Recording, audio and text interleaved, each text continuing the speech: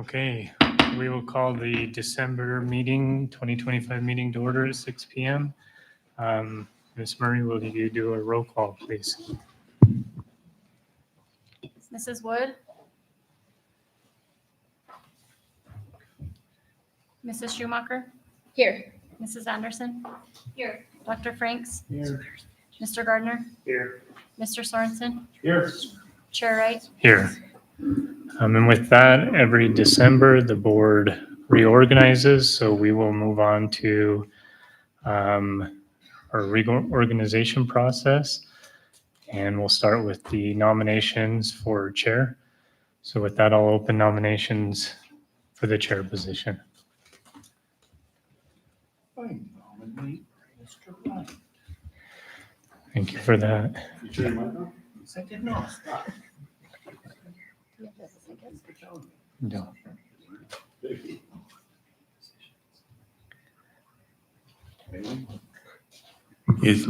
There we go. Okay.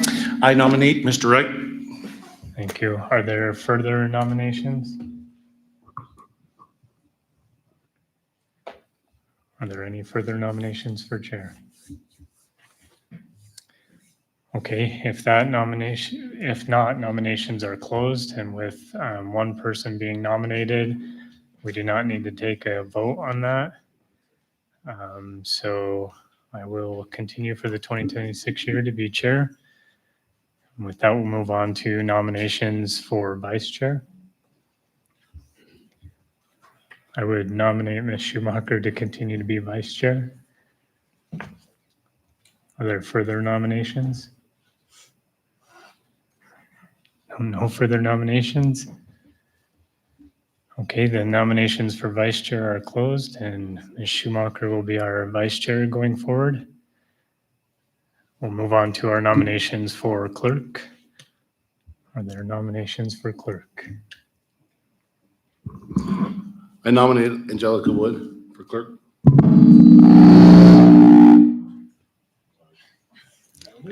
Thanks. Is mine working now? Hello? I took you out. Okay. He's protecting yours.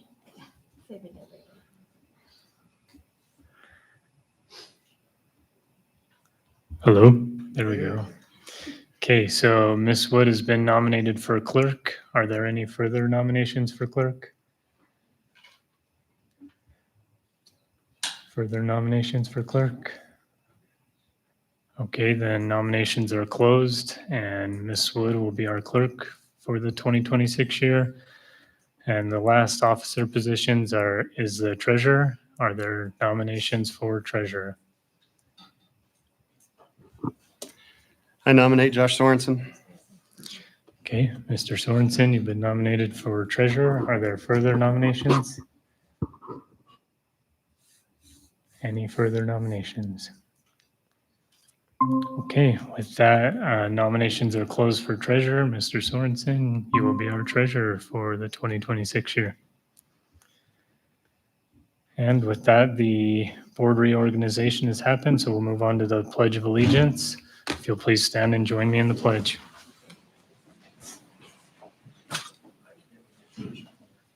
Okay. Okay. I pledge allegiance to the flag of the United States of America and to the republic for which it stands, one nation, under God, indivisible, with liberty and justice for all.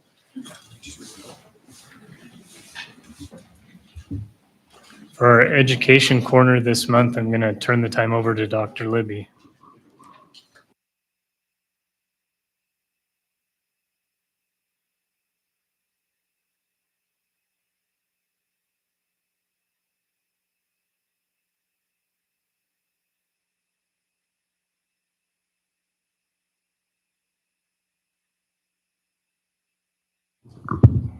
Sorry, it was upside down this time. I got you. Thank you, board. So Education Corner this time, at board workshop, we had spoken in the past around board and superintendent goals. And I wanted to go back over them. I shared them once before. We pushed them out. I just wanted to make sure that we're all on the same page as we move forward so that I can start collecting data so that we can start doing some updates on not only the board goals, but because we align them to the superintendent's goals in my evaluation, we can have that information out and available for not only your consumption, but also for the communities. We had board goal 1 here was prioritizing initiatives for the benefit of students. And we had 1.7 limit the number of initiatives that we're using, and then 2.5 monitor the impact of education strategies and student learning to really focus in on our curriculum and instruction and the number of things that we're focusing on as we move forward. The other board goal was around better communication, board superintendent, board community. And I found 4.6 informs board of direct and district programs, operations, conditions of the schools, and issues and concerns. And then to work on putting together some biweekly newsletters that we do. And then our quarterly site visits that we spoke about the last time about maybe having those board workshops at schools. And then having the opportunity to visit with staff, students, and community for those schools, and then jumping back here for the board meeting at 6 o'clock. So maybe a 5 to 5:45 type of meeting until we go out to like Farson and WAM Center, and we're probably going to want to stay. So, and then the last one was around student engagement and in the opportunity for kids to be involved was, I think, the last big community one that we talked about. And that went back to not only board's involvement with WSBA, but school activities and then monthly meetings and community meetings. So just wanted to make sure I can share this again, but if everybody is on board with these, I'll start working to pull information and pull data on what we're doing around curriculum, how we're moving forward and using that data to improve our student outcomes. What else are we doing around the enhancement of student activities? I think tonight there's information or notice on, we've got our soccer coaches hired. I thought I saw Anthony here. I think we have our soccer coaches hired for junior high and the expansion of our fall programming. But I'll start pulling the data together on this so that we can start doing some quarterly updates on the work that's being done. So I know Ms. Anderson hasn't received these yet. I'll make sure that I kick these out to you so that when your email and your Google is set up, that we can get those to you so that you can see them and review them. So with that, if anybody has any questions or if you need me to reshare them, I can reshare these again for one last go around. Thanks. We'll keep the time with you for superintendent highlights. Oh, here we go. Let me flip to the next one. So superintendent highlights, we have enrollment. Our enrollment over at the pre-K is the first time this last month we were at not 193 and not 198. So we had 5 kids for that November, December roll count at the beginning of the month that were gone. I do know that we have a list, so I'm certain that will fill up.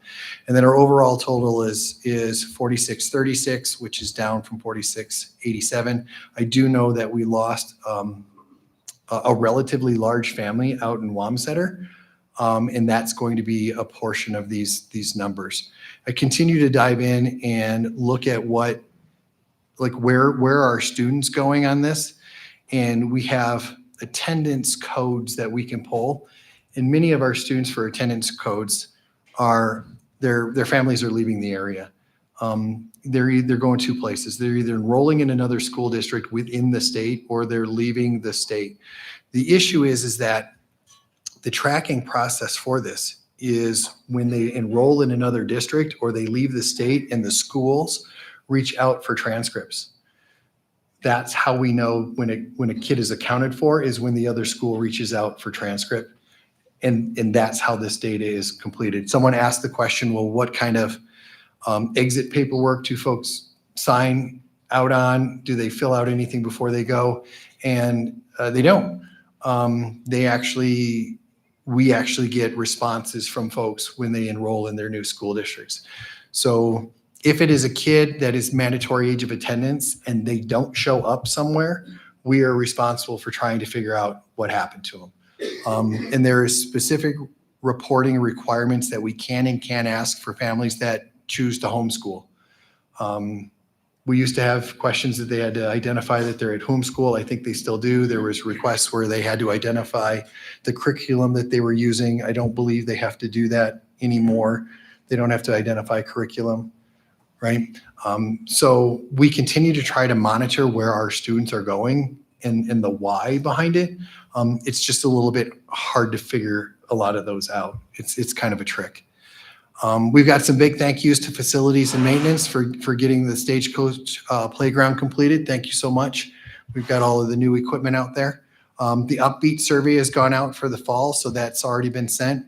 We have HR updates. So all the long-term sub positions that have been reposted are online. So that's why there was a significant number of almost no postings out there. And then it jumped through almost 35 or 36 or more that were up.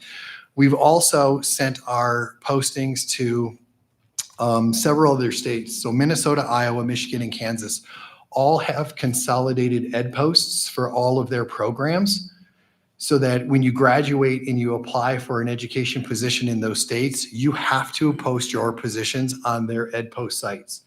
So in particular, the state of Iowa has a significant number of schools that have education programs, and they have one school that is a massive special education program. It's University of Northern Iowa. It's a great school, but all of their posts go to one space. And because there's an abundance of educators through a lot of these schools, we can put posts on their state sites for out-of-state positions. So we can put one post, all of our positions, hey, if you're interested, come to our site, and we can do that from distance to recruit in those states. We also did Arizona. Arizona has some budgetary restrictions that are going on right now, and one of the places where they restricted a significant amount of their funds is in education. So there is a bit of an easier path to get Arizona teachers to Wyoming. I kind of understand it, I kind of don't. But there's a little bit easier path for reciprocity from coming from that state. So we're also posting in Arizona because that path may be a little bit easier for those folks to come to us. January, we want to hold a workshop to discuss upcoming calendars. In particular, we want to talk about the 4-day week. I will have some questions that I will kick out to folks around that discussion, so that as it happens in January, we can stay ahead of the registration process at the high school, because we're 2 years out. We've got to still have this conversation so that we can continue it moving forward. So we'll do a bit of a workshop in January on that topic. Big thank you to facilities and maintenance and transportation folks for handling that first snowfall that we got. It went off without a glitch. I even think all our buses started. So there we go. So no issues with buses. We also ran 2 Raptor reunifications over the past month that went off smoothly, where we used the reunification, a part of the Raptor app that we implemented over the summertime and into the school year. They were 2 of our smaller schools, so we're going to expand it out a little bit into some of our larger schools to see if we continue to have that success, but it went very well. We had an Overland Literacy Night, I think it was last week, that went off extremely well. We completed our 8th day of cognitive coaching practice for all administrators in the district and our leadership. The cognitive coaching for folks that are interested is a fashion in which how to mentor and support educators and other administrators and folks across the district. It's a fantastic program. So if you're ever in a place, it's not just for education. It is a way to work with others in helping folks solve their own problems. Make sure I get these names right too, so when I say them, okay? Because you know my use of names. We have a huge shout out to First Choice Ford for paying for the 40 turkeys and the dinners that we put out over Thanksgiving. Or 200 turkeys that went out over dinner. And then a special thank you to Andrea Menegassi. Did I get it? So I can get Menegassi, but I can't get a number. All right. So Menegassi for helping us organize this process and getting this out. We had some great meetings. The Ford folks came together and really assisted. We got them boxes and they pretty much took off with Andrea and got it done. So we were super excited about being able to do that. We've already started having conversations around the winter break. So we're really excited about the work that happened to help continue to assist and support our and support our families. And with that, that's the end of our highlights. Did you introduce Jane? Nope, I was going to They're do that gonna, next. okay. Thank you for that. So we'll move on to our board reports. And yes, as Dr. Libby just pointed out, we have Jane, Rock Springs High School, right? So Jane will be with us for the next 3 months. And Jane, we're happy to have you. And if any conversations come up, you have questions, comments, please feel free to jump in. Thank you for being here. Few things from me on board reports. So first was our book study. We talked about reading chapters 1 through 4. I'm just going to give my quick synopsis on this of what I took from the reading. The author Wexler suggests that schools need to build students' background knowledge rather than generic reading skills. Comprehension depends heavily on prior knowledge. And I thought it was cool if you guys saw the example she gave of a paragraph used on a 3rd grade reading test about the Inuit tribe. And she read the paragraph. And then she said, depending on your understanding, what vocabulary words you have, if you read this with a general 3rd grader's understanding, the words are it, I, the, and you lost all context of what was in the paragraph. And it was really interesting to me because I think sometimes we take for granted that if you can read it, you understand what's going on. And there's a large portion of students out there that don't. And so that kind of goes back to her point about teaching reading versus teaching comprehension and other ways that we can do that. And she talks about teaching these things and practicing them in isolation being empty calories. So I then reached out to Miss Garner and I just asked, how does this relate to our district with the Beyond Textbooks curriculum? So I did want to read this directly from her just to help everybody understand. Of course, we still have some more reading to do, but Ms. Gardner said, Beyond Textbooks directly supports solving these issues by providing a structured, vertically aligned curriculum that emphasizes clear learning objectives, consistent instructional practices, and cross-content integration. By ensuring teachers follow a common pacing guide, embed meaningful content knowledge, and maintain instructional alignment across classrooms and grade levels, Beyond Textbooks helps students build cumulative understanding rather than fragmented skills. It focuses on essential standards, purposeful instruction, and data-informed support, aligns with the science of reading, and promotes equitable access to the knowledge students need to comprehend complex texts. In this way, Beyond Textbooks serves as a practical system that addresses the gaps Wexler identifies and strengthens both literacy and overall academic achievement. And I think to that point and to the point of the book, we've had Beyond Textbooks now for a little bit, and we saw our ELA scores or language arts scores improving on our YTOP and such in this past year. So I thought that was important. A couple other things from me. One, committees will be assigned between now and our next board meeting. So I did send you guys that list. If you'll get me what you're interested in. And then I also think we should identify some of those more informal subcommittees in our January meeting. These can be a continuation of what we've done previously, or we could set up new ones. And so I have a couple things in mind I just want you to think on and then come with any other ideas you have. One that I think we could throw out came from the WSBA annual conference, and that's Crucial Conversations. I thought if we had a Crucial Conversations committee whose goal it was to stay on track with obtaining stakeholder feedback, that might be one that we look forward to. And then another one was kind of taking from what I witnessed up in Sublette County in their boardroom and seeing if we had a committee that wanted to focus on some better advertising of like our standards of performance, our belief statements, our mission and vision. They have a lot of really cool posters in their boardrooms, but just other ways that we can make sure that we're communicating and helping everybody understand the direction forward. That said, I'm open to any other ideas you have as well. As Dr. Libby mentioned, January's workshop is going to focus on the conversation around the 4-day school week. So please come prepared to that so that we can have a productive conversation. Hopefully February's workshop is some in-house board member training. We haven't been able to do that yet, so we're looking forward to that. And then March, I'm hoping to have a board retreat. Similar to what we did this last year, but in this instance, if we can get all the details worked out, I'd like to have Lee Pritzel come in. He was one of the speakers at the WSBA conference that I thought was very encouraging and has a lot of good coaching for boards and also for district staff. And he did do this with Sublette County. And so from the WSBA representatives, we've had some good conversations about how productive it was for them, how beneficial it was. And so hopefully we'll have Lee come in March.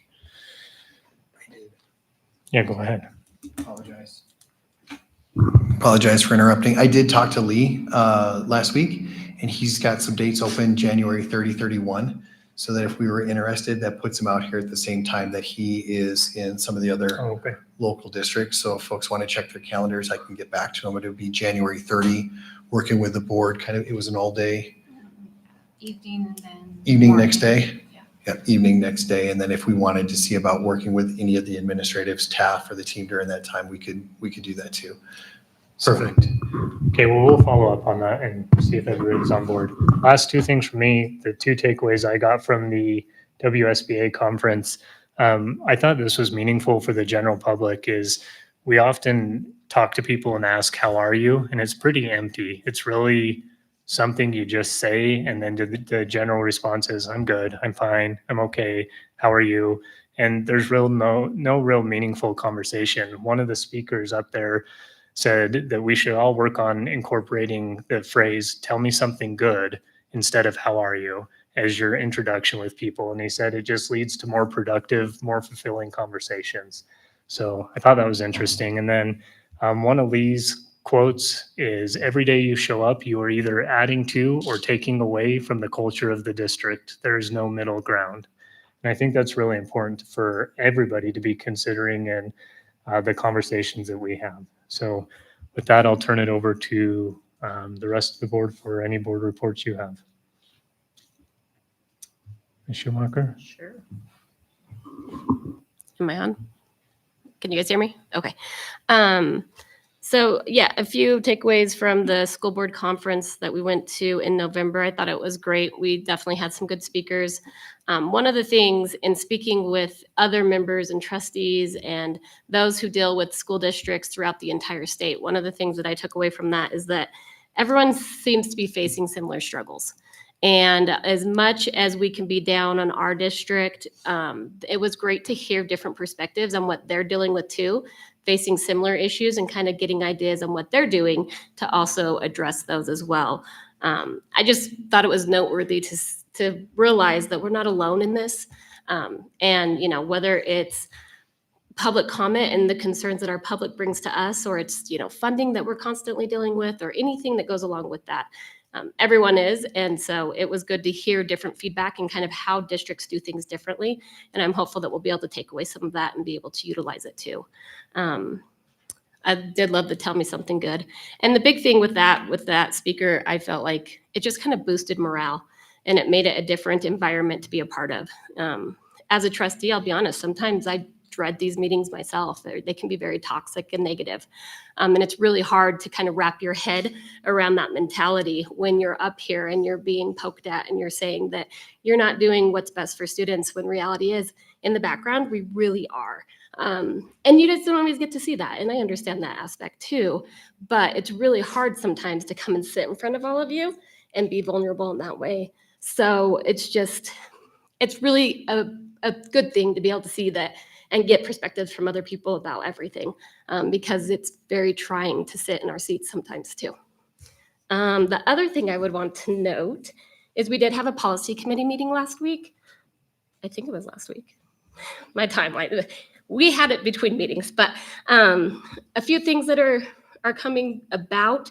I do believe that our policies and Policy J are wrapping up. It sounds like we have a few things that are being presented, and that's all great. One thing that I had brought up that I wanted to bring to the attention of the policy committee was policy JFD. Honestly, I think it's JFG, but if you look it up online, you might find it under JFD, just so you guys know if there's confusion. I also had the confusion. And it's about interviews, interrogations, searches, and law enforcement. And we're just kind of looking to revamp that a little bit, kind of separate out the perspective of where we're dealing with some of those awful situations where we're dealing with neglect and abuse with law enforcement and having to be involved with a bit of that. And then, of course, just like maybe some more juvenile delinquency, which we see more with their secondary ages. But ultimately, just kind of looking to revamp that. Looking at it, I've had a few people who've just asked questions about it, and honestly, I wasn't very knowledgeable about it, so I did my own research and looked into it a bit. And it sounds like the committee was very welcoming to the idea of changing that around. So that will be forthcoming in the next couple board meetings if you guys want to look at that or have any knowledge on what we're talking about when that comes forth. Thank you. I know Miss Wood is ill, so she's not with us at the moment, but Mr. Sorensen, any updates? Okay. Did that ruin it? Oh, there we go. So one update on finances. Things are moving along with trying to figure out a better computer system. It does take time. Obviously, moving all that information from one system to another and having it a good break is going to be challenging, but they're looking into it and be fun to see what comes of that. Another thing, I think a lot of times we have an elephant in the room, we don't talk about it, and I'm going to try today and see if I screw this up. But I know last week there was word that came out about a wristband that was made that was very discouraging to me. And if you don't know about it, I guess I talk after the meeting, but it was very offensive, it's mean, and absolutely the wrong way to lead. And so what we know is they exist, and that's about it for certain. But what I'd like to put an invitation out there, what we do with our students, if our students were to do something so bad, we'd ask them to step up and do the right thing and make it right. So I put that invitation out to whoever made those wristbands to make it right. I'm discouraged by hearing the F word being used a lot in our meetings around the district. And I think that we're supposed to model the kids how to treat people right and how to be kind. And so I think that needs to stop now. And if anybody is using the F words in any kind of meetings, I'd like to know about it, and we need to get it out of this district. We need to start treating people more fair. And so I think it's a time, and this comes from both sides, because no one's exempt. As a board, we're trying to rise above. We're trying to bring everyone with us. We never have any harsh discussions in our backroom meetings. They may take hours, and Chad may get tired of them. They do. But they're fair, and they're open discussions, and we're trying to model to everybody else how to treat people. And so that's our request to everyone involved. Turn the temperature down, make better decisions, and if you've done something wrong, make it right. That's my report.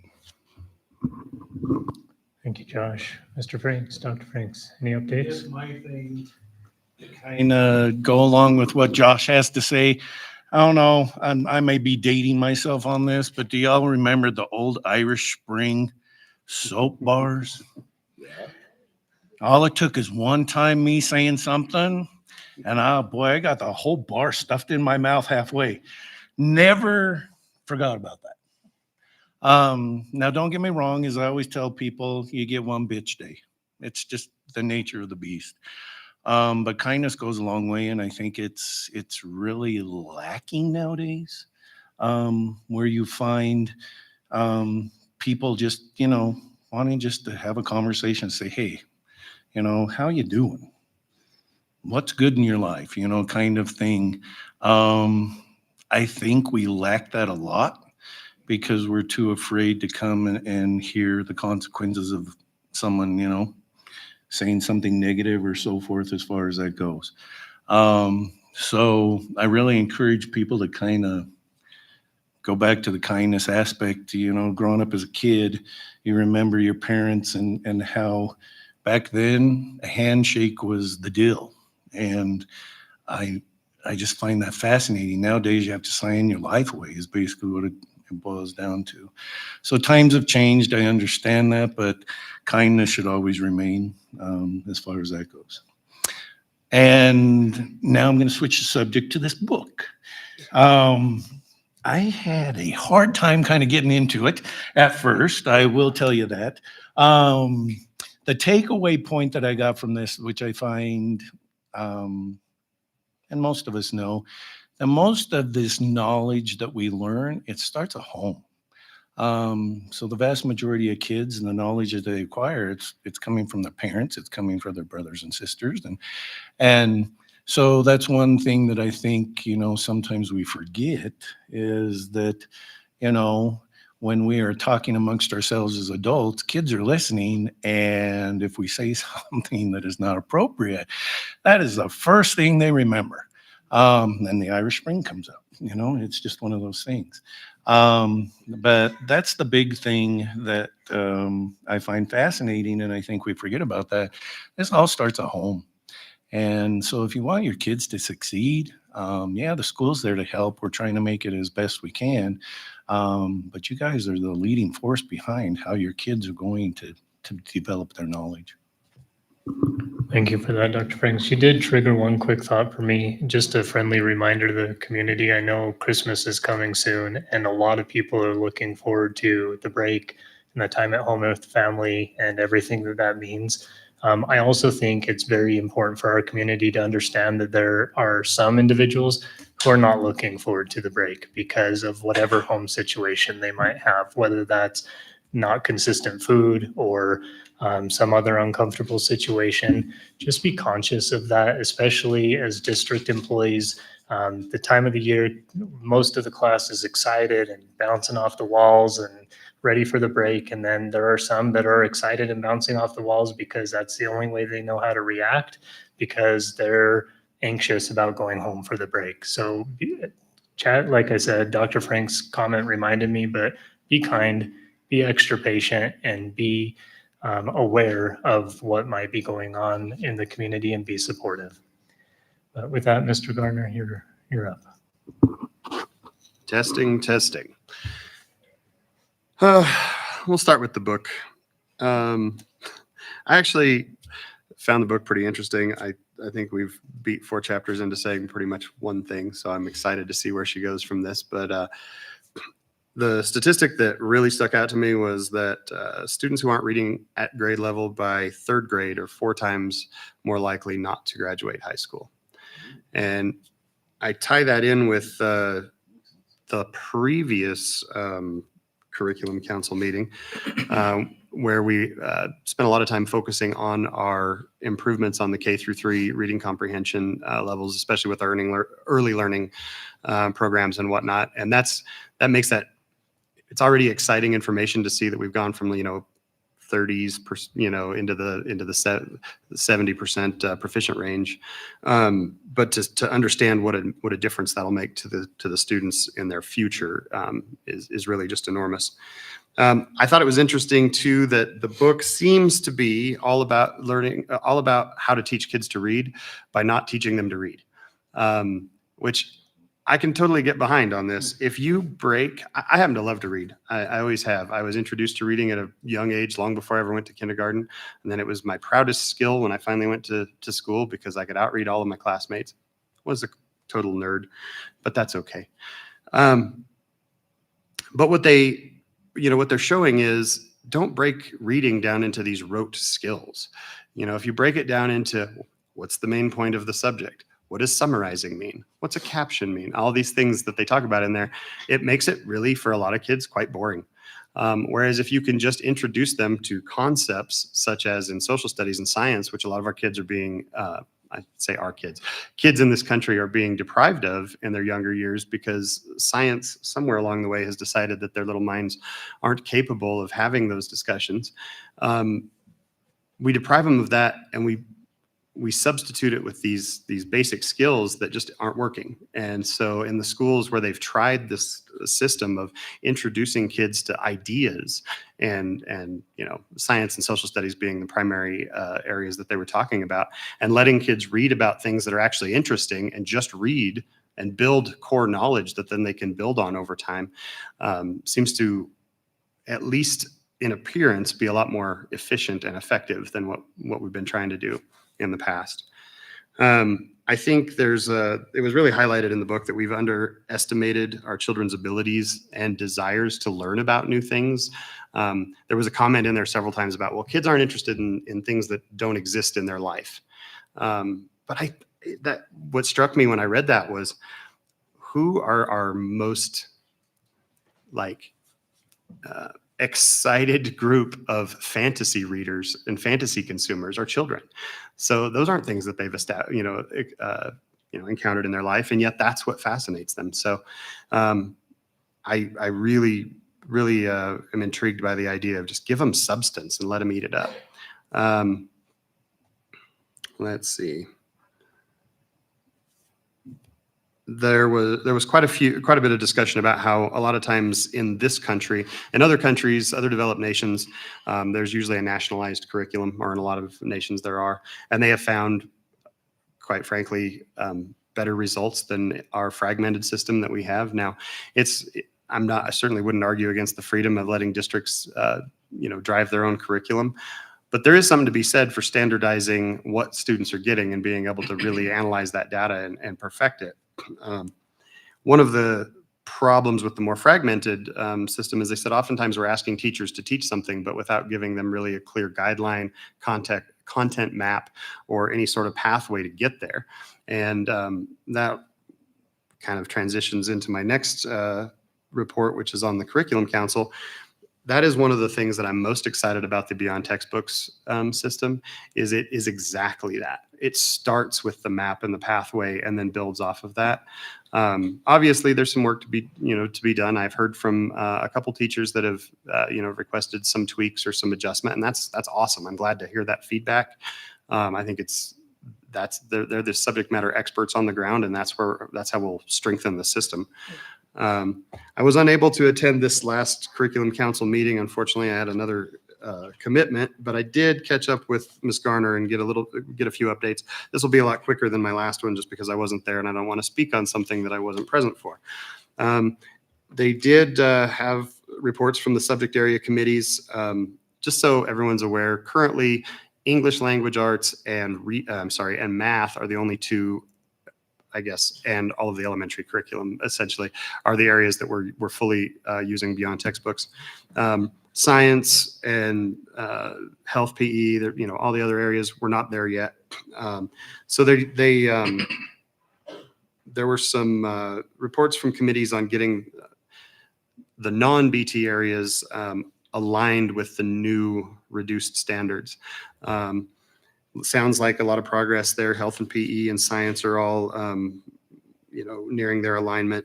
Upcoming alignment's going to be K6, music, performing arts, and fine arts. I was really bummed I had to miss that meeting because that is my favorite one of the month for sure. A lot of cool things happening there, and a lot of educators really excited to embrace the science and proven methods to help our students learn better.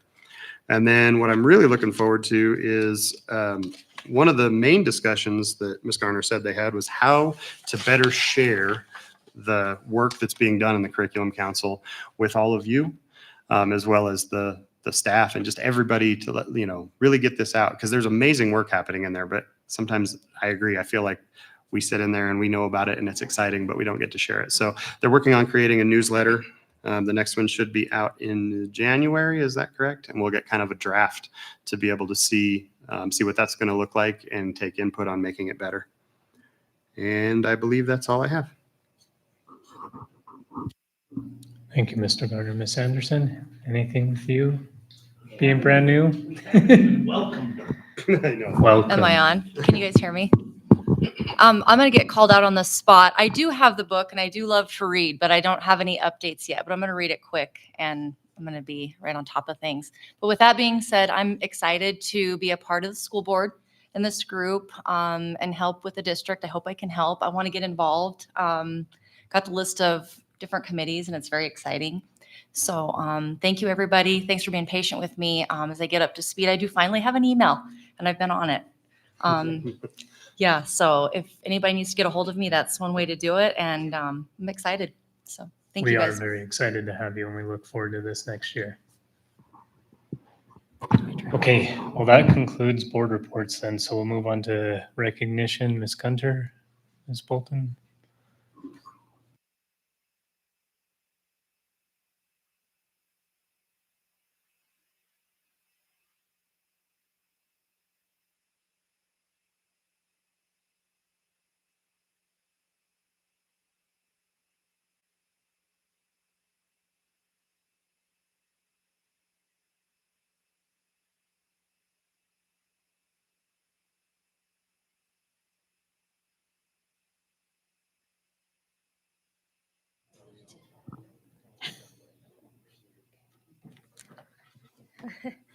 Good evening, Chair Wright, Superintendent Libby, and members of the board. If you'll please join us down front for recognition.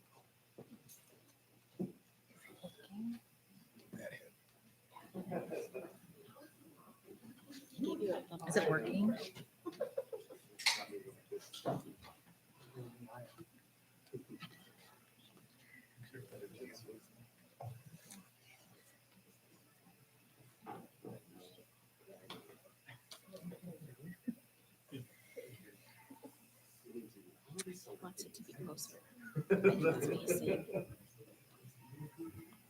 Is this good now? Okay, can you guys hear me okay? Okay. First, we would like to start off by recognizing Jane Fellbaum. She is our student representative from Rock Springs High School this month, actually for the next couple months. We would like to thank Jane for joining the Board of Trustees this evening and sharing a fresh student perspective. Jane's attendance sends a positive message to all of the student body to become involved in a respectful way. Our students are capable of great things. Civic engagement is one of those things. Thank you, Jane, for joining us.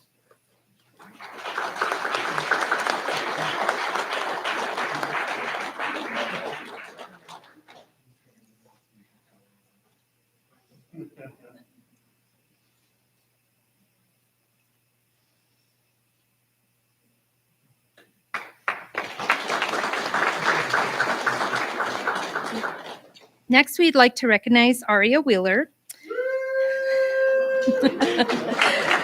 Aria Wheeler trained with dedication last summer, running over 300 miles and working on physical strength and an iron spirit. She took on a leadership role of grit, inclusiveness. You guys, I cannot see. An example this fall for the Rock Springs Tigers cross country team. She is a 3-sport athlete, cross country, indoor and outdoor track, and marches with band. Aria was named this fall wait, don't take a picture yet. We need the coaches up here and the principals. Aria was named this fall onto the principal's honor roll with a 4.0 GPA. Aria raced a 3rd place bronze medal performance at the Wyoming 4A West Cross Country Championship in Casper on October 17th with a lifetime 5-kilometer personal record of 19 minutes and 57 seconds, breaking the 20-minute barrier and earning all conference honors. A week later, at the Wyoming High School Activities Association Cross Country Championship in Cheyenne on a competitive field including 15 4A schools, Aria had a top 10 performance, earning Wyoming All-State honors. Let's shine a light and applaud this Rock Springs Tiger.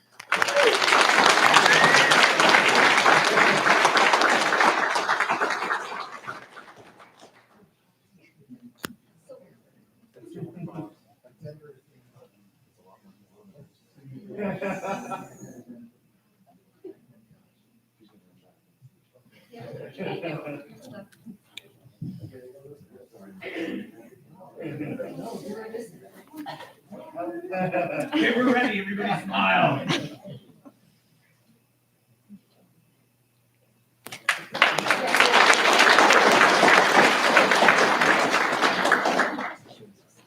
Yeah, the administration can just probably stay up here. TJ Atkinson and Ava Dorr both turned in outstanding performances during the fall golf season, earning all conference honors with the top 10 finishes at the conference tournament in Evanston. This marks the 2nd consecutive time each athlete has received this distinction, highlighting their consistency, skill, and dedication to the sport. Throughout the season, both Atkinson and Dorr demonstrated impressive focus and competitiveness, leading the way for their team and setting a high standard of excellence on the course. Congratulations to TJ and Ava on their their well-deserved recognition for another remarkable season of golf success. If Coach Bath, Dorr, or Coach Allred are here, if you'd please join up front, along with the high school administration.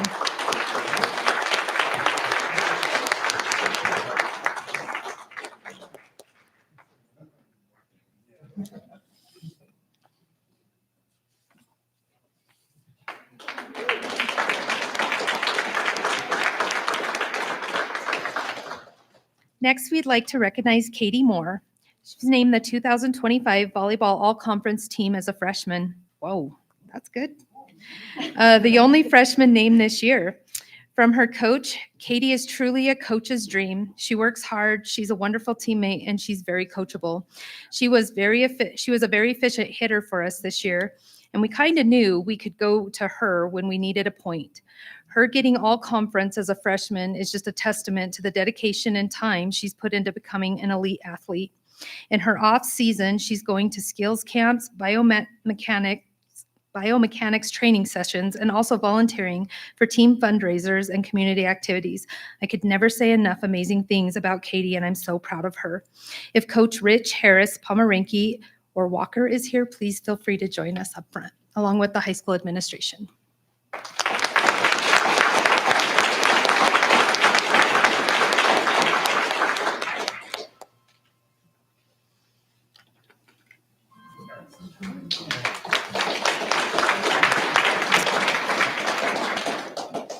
Yes, the high school can just stay up here. Nope, you can't leave yet.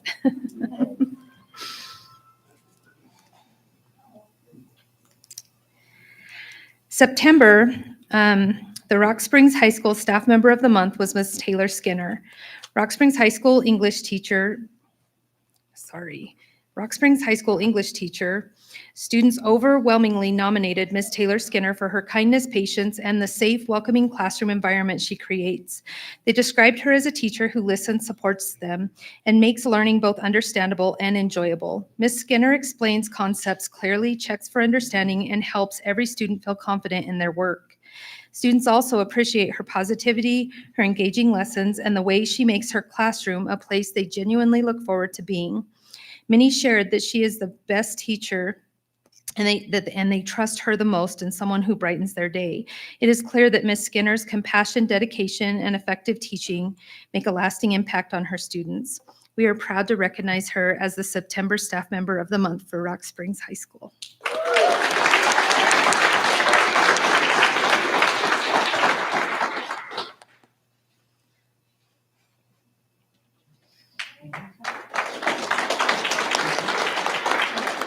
October Rock Springs High School Staff Member of the Month, Mr. Napier, Rock Springs High School science teacher. Students enthusiastically nominated Mr. Napier for his warmth, energy, and genuine care for every student. They described him as a teacher who makes class fun, engaging, and meaningful while still setting clear expectations and helping students succeed. His students appreciate how he explains difficult topics in ways that make sense, includes everyone, and takes time to help individually when they need support. Many shared that his positive attitude, humor, and passion for teaching make his class one that they look forward to every single day. Students consistently express that Mr. Napier not only helps them learn, but helps make them feel welcomed, motivated, and valued. His dedication and impact are evident, and we are proud to recognize him as October's Staff Member of the Month.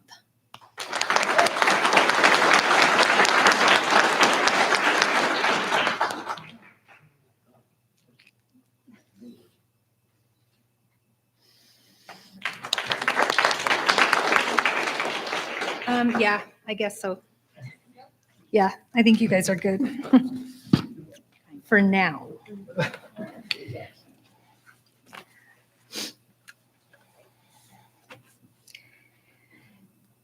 We would like to take a moment to recognize the exceptional efforts of, I'm not going to do it, Cody Parentoni, Ben Strutka, and Steve Akers in going above and beyond expectations for the Title I Bingo for Books event at Stagecoach Elementary.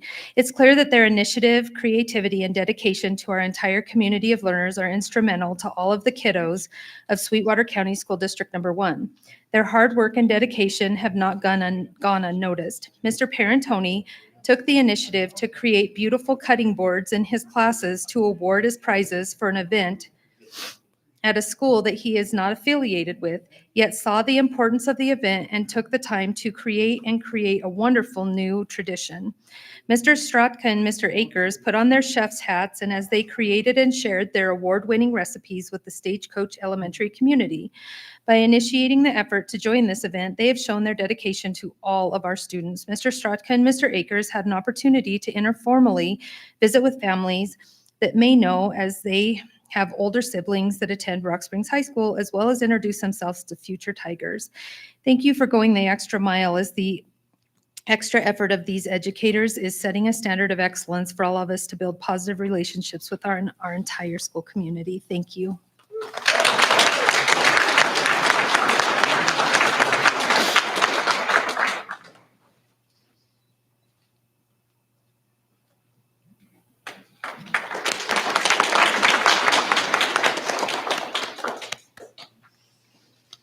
This evening, we continue a tradition of honoring employees that have worked for Sweetwater No. 1 for 10 years.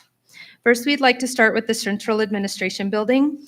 She is unfortunately sick too, but we would like to recognize Miss Teresa Wells.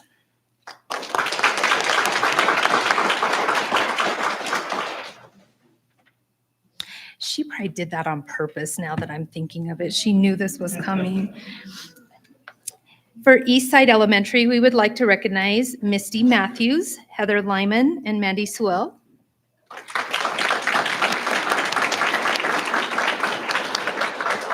If Carl Wells and Tabitha Tomio would please join us.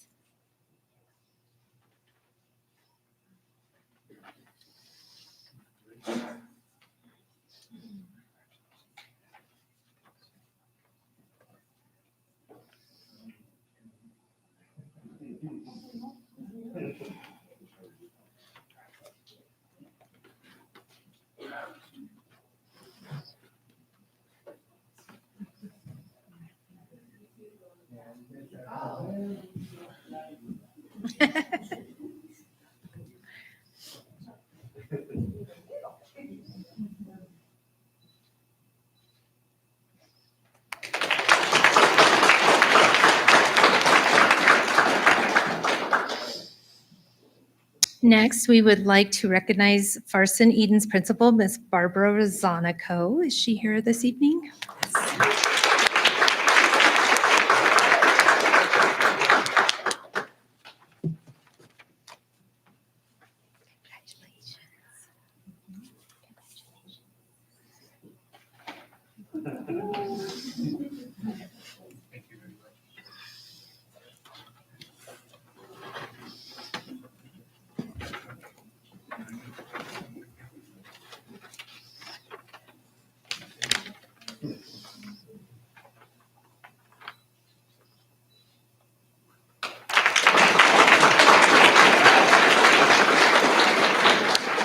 Next, we would like to recognize from North Park Elementary, Heidi R. Peterson, Courtney McCasey, and Shannon Miller. Is Mr. Group here? If he'll join us up front.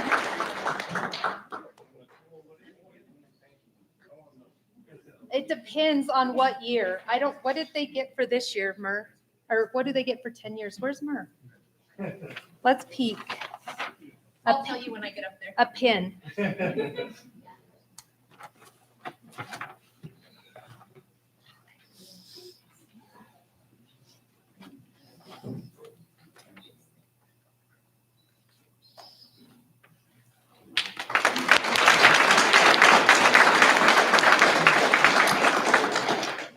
From Pilot Butte, we would like to recognize Casey Callahan and Kelsey Johnson.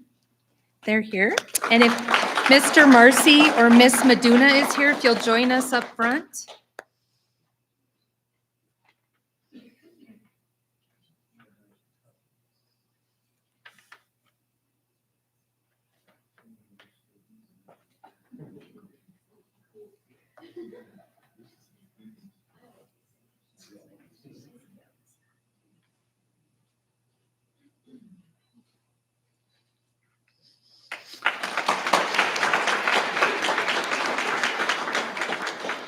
From Rock Springs High School, Josue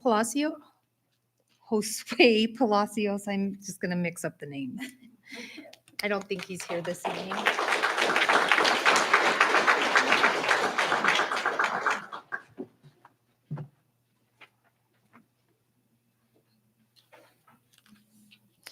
From Lowell, Miss Laura Gunderson.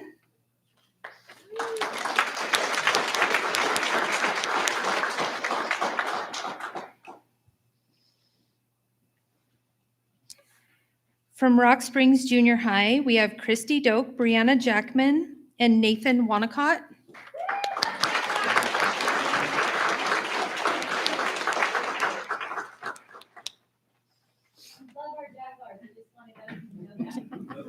Those are our people.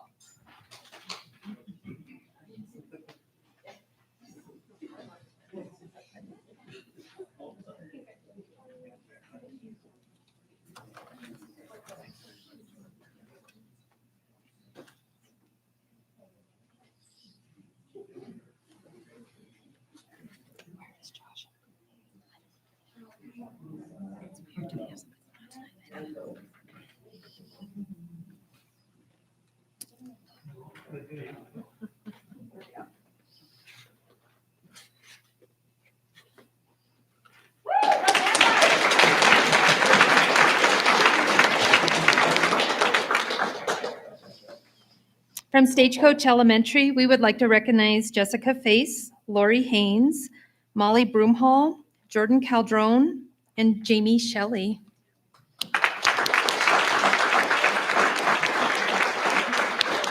Congratulations, you guys. How are you?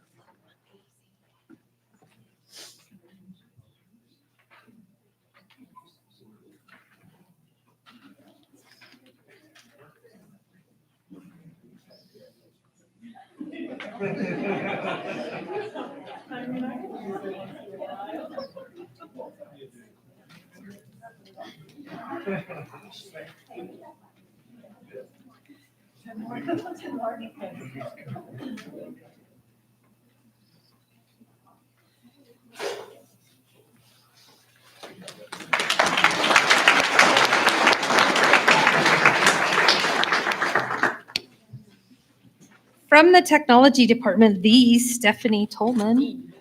Oh! I wasn't trying to scare her.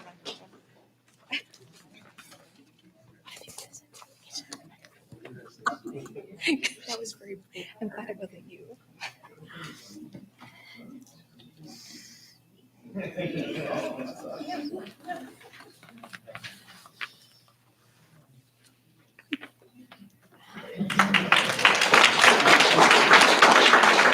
I wasn't trying to scare you.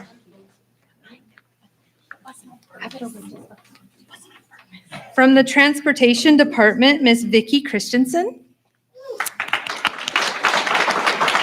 If Mr. Buzenell, I got it, didn't I I? just wanted to say a little something here. This is my second time hitting 10 years. This is my 45th year.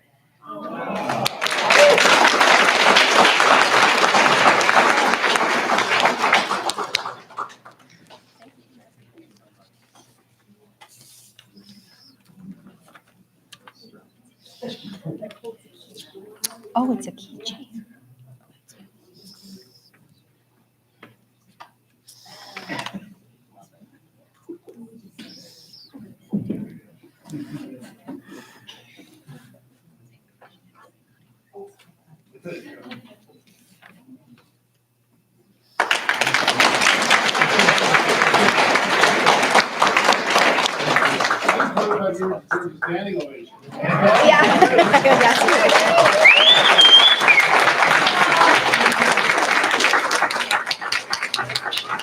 I want to say my home for that many years, more than half my life. Well, we appreciate you, Vicki, and trust me, you're talked about by the kids very highly. Oh, I'll bet they are. Last but not least, we would like to recognize from Walnut Elementary, Lisa Hodala and Carrie Lewinsky. If, no?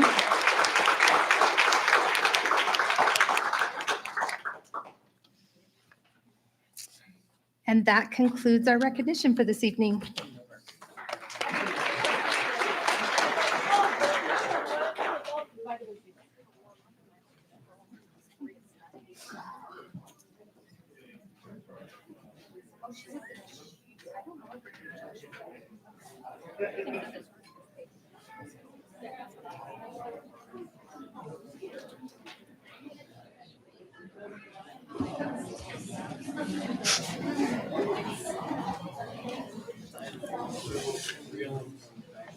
That meeting, by the way, they changed last minute at 5 to 5:30, which is great, except we all still showed up at 6. Yeah, handy. Well, before we start, can we have a motion to turn up the temperature in the boardroom? Just kidding. Hey, we're all freezing. Yeah, we all are. I'm just kidding. No, it's okay. I'm kidding. I'm kidding. It's okay.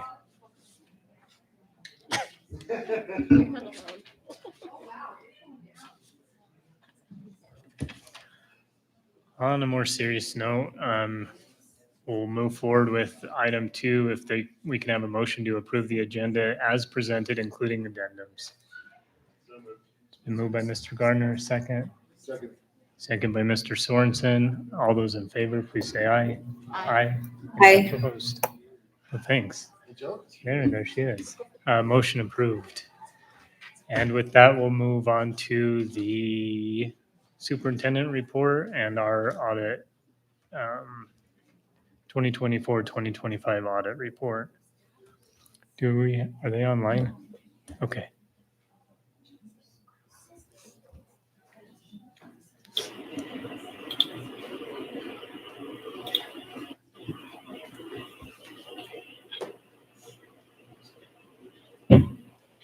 Hey, can you guys hear me? We can. Awesome. Am I able to share my screen? Let's give it a try. Let's do it.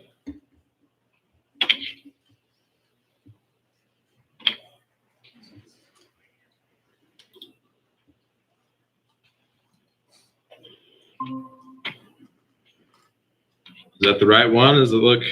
Yep, There we you can go. see it. You see that? Yes, sir. Is that zoomed in enough for everybody to see just fine? We'll do our best. You guys also have the reports in front of you? Yes, sir. Okay, awesome. Well, yeah, if you can't see the screen, we can follow along. But yeah, well, thanks for having me. We've completed another successful audit, which is super exciting. I know, you guys are really wanting to go through all 80 pages of this report one by one. But unfortunately, I'll just kind of go over the highlights to save a little bit of time. I know you're all sad about that, but so yeah, just to start, just to preface kind of what I'll be going through is we do issue 3 reports over the financial statements. Our report over the actual financial statements themselves, we issue an internal control report and a uniform guidance report, which is the report we issue over the single audit, which is a separate compliance supplement that you guys are required to go through because you spend more than $750,000 in federal funding. So, and then on top of that, we'll touch through a few highlights from the current year. So let's jump right into it. So I'll move forward to page 1 if you want to follow along. Just down a few pages or 1 page. So this is our report, which includes our opinion over the financial statements. Paragraph 1 is just a description of what we're opining on, what we're giving an opinion over. And then paragraph 2 is our actual opinion. So I'll just go ahead and read that. So in our opinion, the accompanying financial statements present fairly in all material respects the respective financial position of the governmental activities, the business type activities, the discretely presented component units, each major fund, the aggregate remaining fund information of the district as of June 30th, 2025, and the respective changes in financial position where applicable cash flows thereof for the year ended. That's a little wordy and, carry-on sentence there, but kind of in layman's terms, that's what we call a clean audit opinion. Always something that you guys are striving for each and every year. So that's always great. A little bit of background on this report. It's a few pages, but some of the highlights I do want to kind of point out each and every year is it talks about management's responsibilities over the financial statements. And it's exactly that. You know, management is responsible for the preparation and fair presentation of the financial statements. And so I know sometimes it's referred to as like the auditor's report, right? But in the grand scheme of things, management does take full responsibility for all the numbers inside of this report and the footnotes and any other qualitative information that supports those numbers. It does talk about following this on the next page. What do we do as auditors? I know not everybody kind of understands the difference between what a financial audit is, what an IRS audit is, what a compliance state audit is. But in essence, it talks about what our responsibility is over the audit of these financial statements. In short, you know, our objective is just to obtain reasonable assurance about whether these financial statements as a whole are free from material misstatement, which that can be due from fraud or error or any other issue.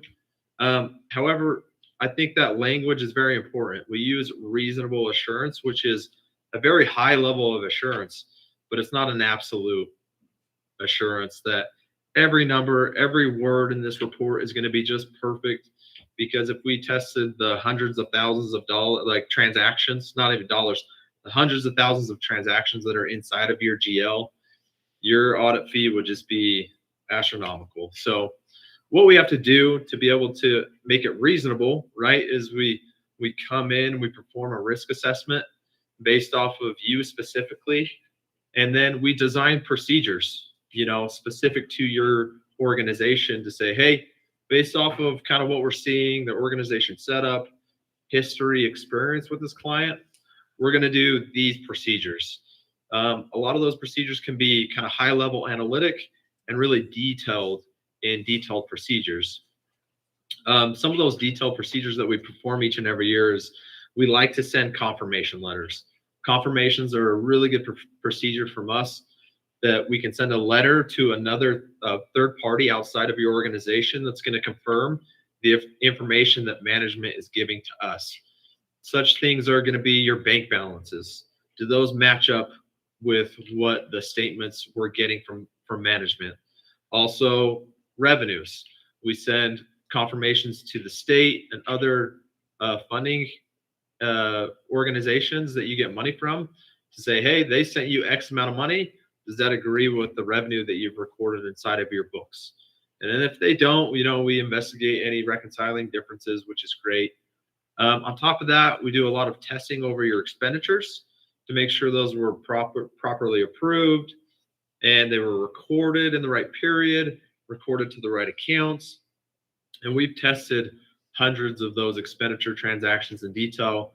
We also look at a high level and an in-depth review over your payroll, looking at some personnel files. You know, one thing we kind of focus on is, hey, are you paying somebody that's not a legitimate employee? You know, there's certain things that we look at just to make sure that those processes over payroll are being performed correctly. Yeah, and so, you know, it's not that simple. It's very time consuming. You know, we spend over 350 plus hours in doing all this to be able to obtain what we say reasonable assurance, right? But that doesn't include the hundreds to thousands of hours that management has to deal with us. I know we're not the coolest, funnest people to deal with, but we really appreciate management's cooperation. I feel like you guys have a really good team. You know, it starts from the top up with, I know there's been some turnover over this last year, but it was great working with Matthew, Fiona, and your whole accounting team that provides us all the documents. And we feel like, even though, you know, there was some changes and some findings that we will go over a little later in this presentation, all in all, I think you have a really good team.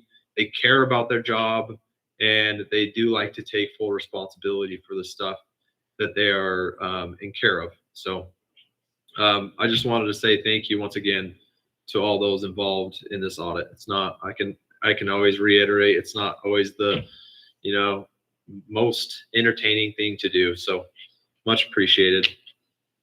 That's essentially the summary of that report. I'm going to jump forward a few pages, and I will kind of like, just in case you're not super familiar with this report, I'll kind of like summarize some of these reports that you're going to see in here. The next section is like management discussion analysis. In my opinion, what this is this is just a user-friendly summary of the financial statements that you might not get all of the same information. I'll be the first to say that these reports and the financial statements aren't the easiest things to understand. You've got 3 different bases of accounting. So even for like a certified public accountant that has experience, like they're a little bit difficult to read. And so I just highly encourage that if you want like a good summary of the financial statements, go through this MD&A, which was prepared by management, and we do not actually issue an opinion over the management discussion analysis report. So I'm going to skip through that. And I'm going to jump forward a few pages to page 17. Actually, I will touch on something here, which is page 15. So essentially, this is like in kind of a for-profit organization terminology is a balance sheet. So they call the balance sheet shows your assets, liabilities, and your equity, which is called fund balance. I think as a board, what you kind of want to focus on in management is with the regulations over 30% reserve and paybacks and all that stuff the state requires, where are we sitting on our 30% reserve? And if you add, which that comprises the assigned fund balance and your unassigned fund balance. And so the total of that was about $17.5 million. The current year threshold was about 21 million. So you're sitting good with that. The only thing that you guys want to probably discuss or pay attention to going forward is the state is in conversation and talks about modifying and changing that 30% threshold. So if there's anything that you guys need to do in preparation and updating any projections for that, like I think that's always a good thing to kind of monitor going forward. So now I'm ready to jump over a couple pages. So if you want to jump over to page 17 with me. I know there's a lot going on here. This is essentially for all of your governmental funds, which includes your general fund, major maintenance, capital projects, grants, rec, and a few other smaller funds. It shows the revenues and expenditures. I like to start at the bottom. So for all of these funds combined, you'd had a net increase to your fund balance by 3.6. That seems great. In the prior year, just for comparative reasons, that was about 5.4 million. So there was a dip, but we know that does fluctuate year to year. So I wouldn't be too concerned about that. But I will talk about the reasons why it did decrease from the prior year by about $1.8 million. So starting up here at the revenues, in the current year, you had 108 million in revenues. And last year there was $113 million. So about a $5.6 million decrease from the prior year. There's about 3 main components of that. The biggest is your grant revenue. You can see the grant revenue is about 13.6. Last year, your revenue was $15.5 million higher. And so you can see, like, I think that's the trend with all the COVID money that's being utilized and expiring, that's the direction things are going. So this could be more of a new baseline for you, depending on what grants are going to be available for next year. But a significant decrease on your grant revenue. Your local and county state taxes combined also decreased by about $3.3 million from the prior year.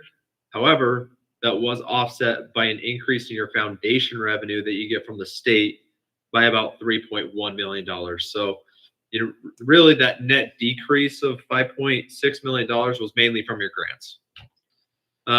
Jumping over onto the expenditure side, your total for the current year was 104, and then the prior year was 108. So even though your revenues decreased by 5.6, your expenditures only decreased by $4.3 million. Obviously, we already talked about part of that was the decrease in your grant expenditures.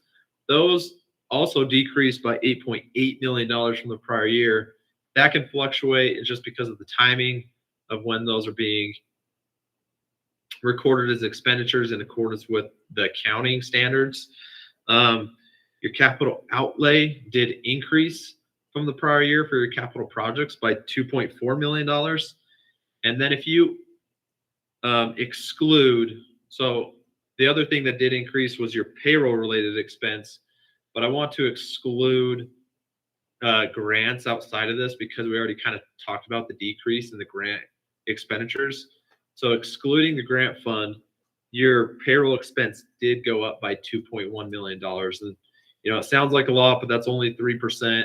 That's kind of like a standard inflationary increase that we've been seeing across the board. So nothing too concerning there.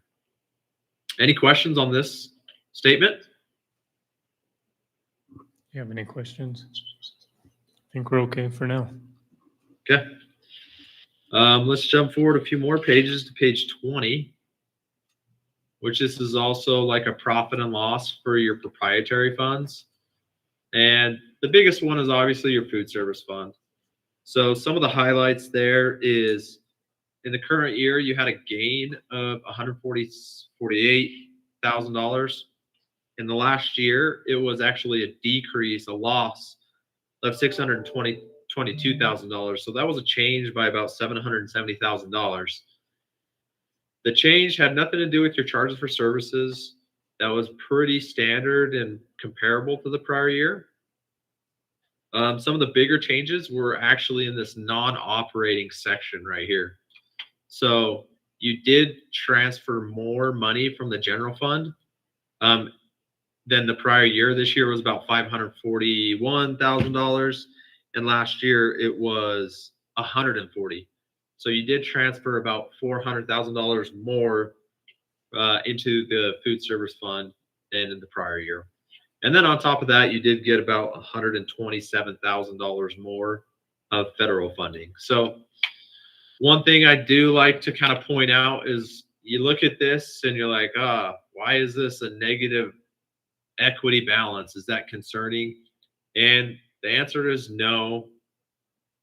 The simple reason is because I don't know how familiar you are with the net pension liability, but the GASB standard 68 requires that you push down the state's pension liability to your proportionate share of that liability. And some of that gets allocated to the food service fund. So honestly, when it's kind of like I wouldn't say a real liability. It's just something for compliance. I don't think it actually is going to translate into ever a true payout that you'll ever have to make. So you can see the net pension liability that you had recorded was over $1 million. And so if you incorporate that and back that out, you will be in a positive net position for your food service fund. That gets a little complicated, so I hope that kind of made sense and was simplified for you. But those are the highlights for the food service fund. Any questions on that? Board, any questions? No, sir. Awesome. So skipping forward, after this, it gets into the footnotes. The footnotes is a good read. It gives a lot of good background on the organization. It gives a lot of detail on some of the balance sheet items, like your assets or your liabilities, the changes from the prior year, and so forth and such. So I would just highly suggest, if you haven't read through the report in detail, go through that report. If you have any questions, feel free to send some of those questions over to myself. I'm more than happy to respond to those. Fiona, Matthew should be able to respond to those as well. So, but yeah, really good information. It's just background information is all that is. So I'm going to skip through a lot of this that are the footnotes. You can see like it talks about your participation in the retirement system for WRS, a lot of kind of technical language in there. But jumping forward, I do want to touch on the CFA. And that CFA is reported on page 65. So if you're not familiar with the CFA is your schedule of expenditures of federal awards. You do receive a lot of federal money, but what comes with that is compliance, right? There's a lot of costs that could potentially be incurred to make sure you're spending the money correctly in compliance with all the regulations they sent forth by the Uniform Guidance. And we have to go through, if you spend more than $750,000, which you definitely did, which was 13.4 in the current year, then we have to go through a single audit. And part of that is we have to determine how many programs to test. And that can fluctuate every year, and it's a little bit of a complicated formula. But in the current year, we did have 3 what we call major programs that we had to test for compliance. One of them was your special education, which was about $2 million of your federal expenditures. The other was Perkins, which was only $318,000. And then we also tested your Y-Built program, which was $2.4 million. And we actually issue an opinion over the compliance, which I'll get to here in just a moment. So jumping forward, then we get into our other reports. So we issue, and this is page 70, if you want to follow along. Because your audit is performed in accordance with government auditing standards, we have to issue this report. It's a report that what we use is we're required to analyze and understand the district's internal control environment, your processes, your control activities, to determine what audit procedures that we're going to perform and that are appropriate under the circumstances. However, we do not issue an opinion as to whether those controls, if your internal controls are operating effectively. What we're required to do is that we're gaining an understanding and kind of doing some testing over it. If we find deficiencies in your internal controls, we are required to report them. And during the there's 2 different types of, there's technically 3 different types of deficiencies. One of them is it's not significant enough to show up on this report. We call them best practice recommendations. We have a handful of those each and every year. We just determine them not to be significant enough to show up on the report. Those are just like, hey, you should make these small improvements here and there. There's a significant deficiency, which is severe, but not as severe as a material weakness.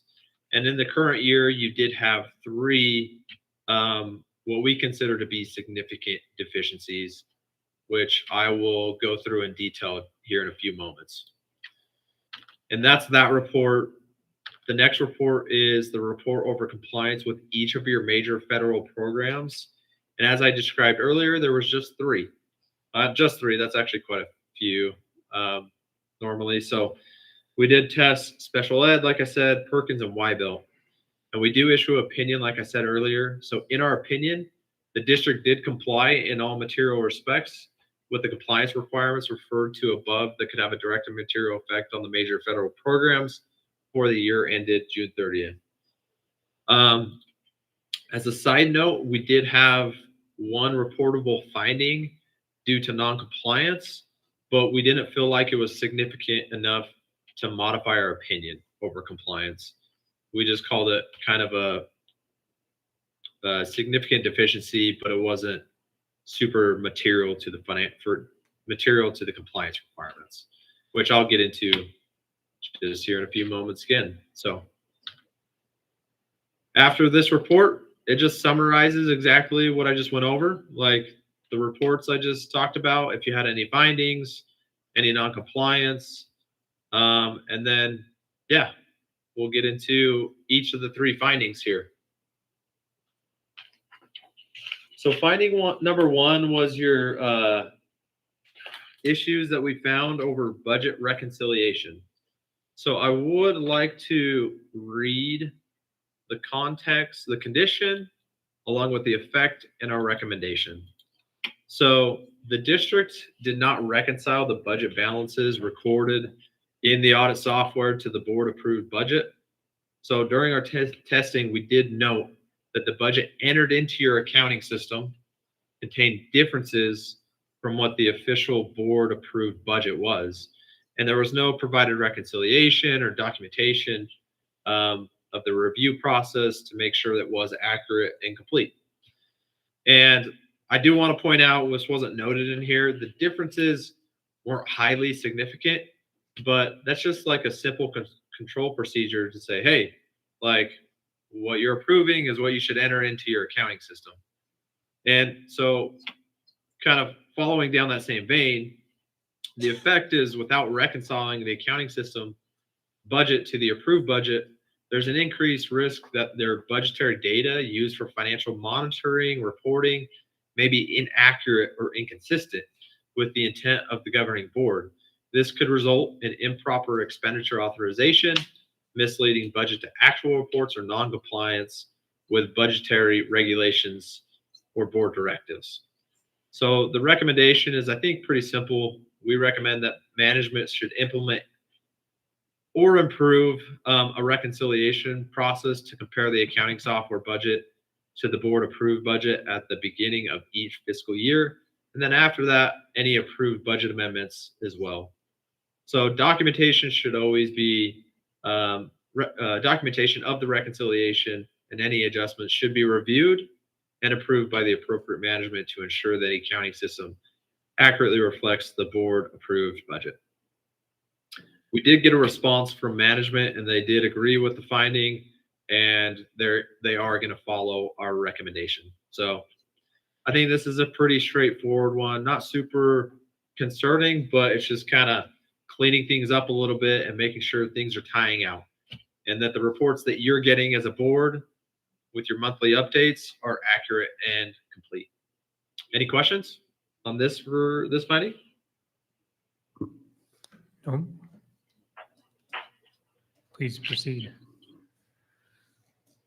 Yeah. Finding number 2. So this is over purchase orders. So during our expenditure testing, we do look at your purchase orders. And part of that is we want to make sure that there was a purchase order prior to you guys receiving the products and services. And so during our testing, 6 out of the 92 transactions that we did look at this for, there was a purchase order that was approved after the related product or service had already been provided. So it just makes you think that, you know, it was missed in the process, but they knew it had to be done, so they ended up doing it, right? And that kind of defeats the whole purpose, right? So failure to obtain purchase order approval prior to the receiving of goods and service increases the risk of unauthorized purchases, budget overruns, non-compliance with procurement policies. It also may impair management's ability to ensure the expenditures are necessary, reasonable, and align with the district's approved budget. So also, like, we recommend that this approval process for POs should occur prior to that, and make sure, I know you do have a documented policy over it. It was just not enforced. So just make sure you're enforcing that policy going forward. And management did agree with this, and they're going to try to do better at making sure that's happening. So any questions on number 2? Yeah, I have a question. So in this deficiency of these 6 POs that were issued after the fact, were they material amounts, or can you shine any more light on what you found? Yeah, I mean, I don't have all the details, sorry, in front of me, but they could have been, right? But the reason why it's only showing up as a significant deficiency is because at the end of the day, we saw service was provided and that the board did approve the expenditure, right? So it wasn't an issue of approval. It's just the issue that's like, you got a policy in place that you should be following. And the biggest risk is like, hey, we've got this set budget. You want to make sure department heads or anybody like requesting for services that they have, you know, the authorization and they have the budget to do such. And so that's why, you know, we didn't really care that much as to whether those transactions were super material, because at the end of the day, you did receive their service and there was proper approval of the check that was going out the door. Hopefully that answered your question. Yeah, thanks. Yeah, no problem. So I'll move on to the last one, which was our finding associated with a single audit. This one gets a little technical. So, the criteria, right? Like what's required to happen. And this was associated with the IDA, the special education program. So under federal guidelines, the district must conduct all procurement transactions in a manner providing full and open competition, and must follow documented procurement procedures consistent with federal standards. So under these standards, these guidelines, they require the entity to verify that contractors are not suspended or debarred from doing business with the federal government. So this verification may be accomplished by checking the SAMS.gov website or obtaining a certification from the vendor, right? So during our testing, what we found, we did find 2 contracts in which bids were not solicited as required by your policy and uniform guidance. And then in addition, suspension and debarment checks were not performed or documented for these 2 vendors prior to contract award. So you were doing it for some. There was just these 2, and I don't have the details of them specifically in front of them, unless Matthew or Fiona do remember that off the top of their head. I know they don't have mics, so sorry, I had to put them on the spot. Why don't you go ahead and finish if that's okay, and then Mr. Gonzalez could come up afterwards if. Okay, perfect. So yeah, like our recommendation is like pretty simple, right? Just follow the compliance standards. Make sure you're following your own procedures and policies for procurement and competition bidding. And then, so you do have policies in place. They were just overridden in these scenarios. So just if you need to add a few more checks and balances and make sure those are happening for all these, then that's kind of what we recommend.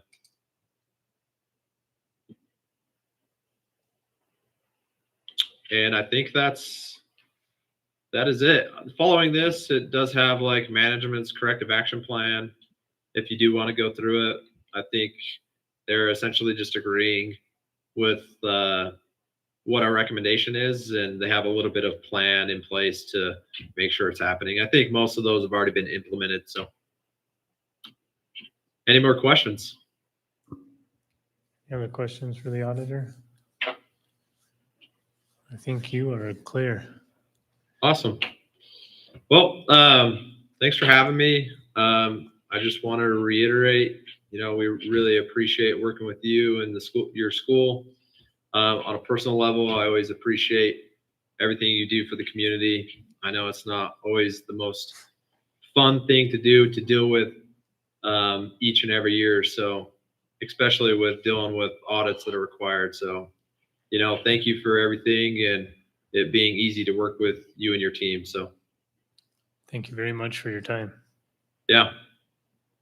Is there anything else you need me to stay for, or are we? I think we're good. Okay. Have a great night. Sounds great. You too. Thank you all. So Dr. Libby or Mr. Gonzalez, do you guys want to provide any additional comments to the findings? I know you read. We're really close.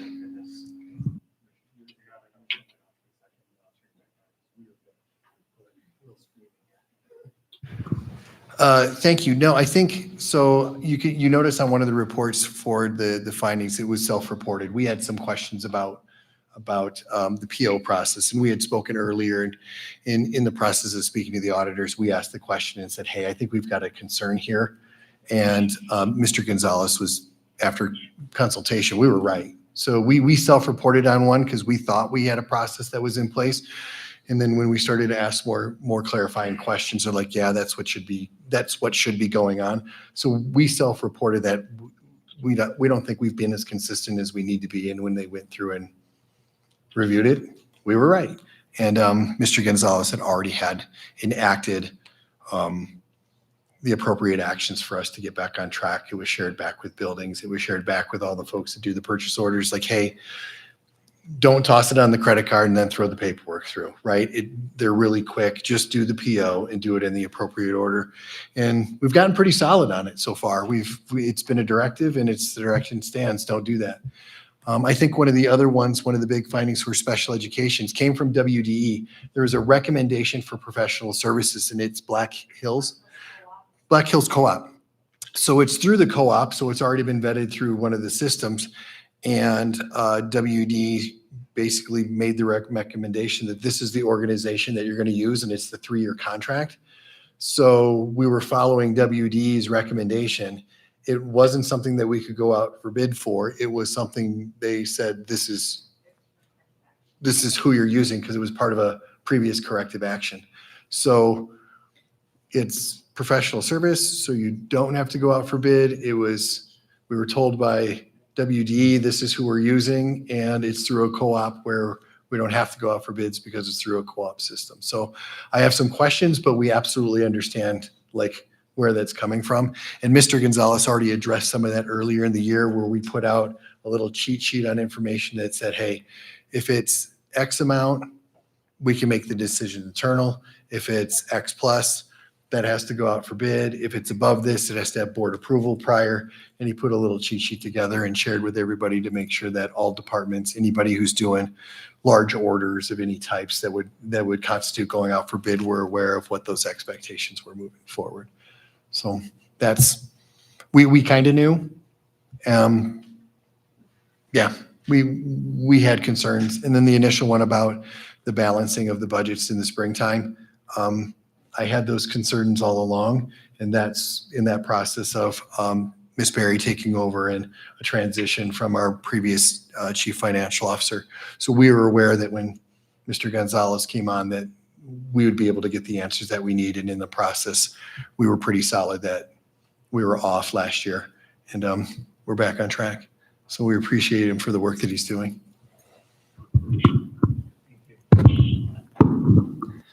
Mr. Gonzalez, I don't know if you can speak to this or not, but going through all these financials with the auditor and everything, is there a sense that there were significant practice changes last year that led to these deficiencies happening, or is this more of something that's probably been going on for a long time and just now coming to light? Yeah, I think it's important that, am I on? Yeah. Okay. I think it's important that, number one, we identified that this is last year, right? I just got here in August. This is the last fiscal year. So it's from July 1 of 2024 to June 30, 2025. So this isn't like it just happened.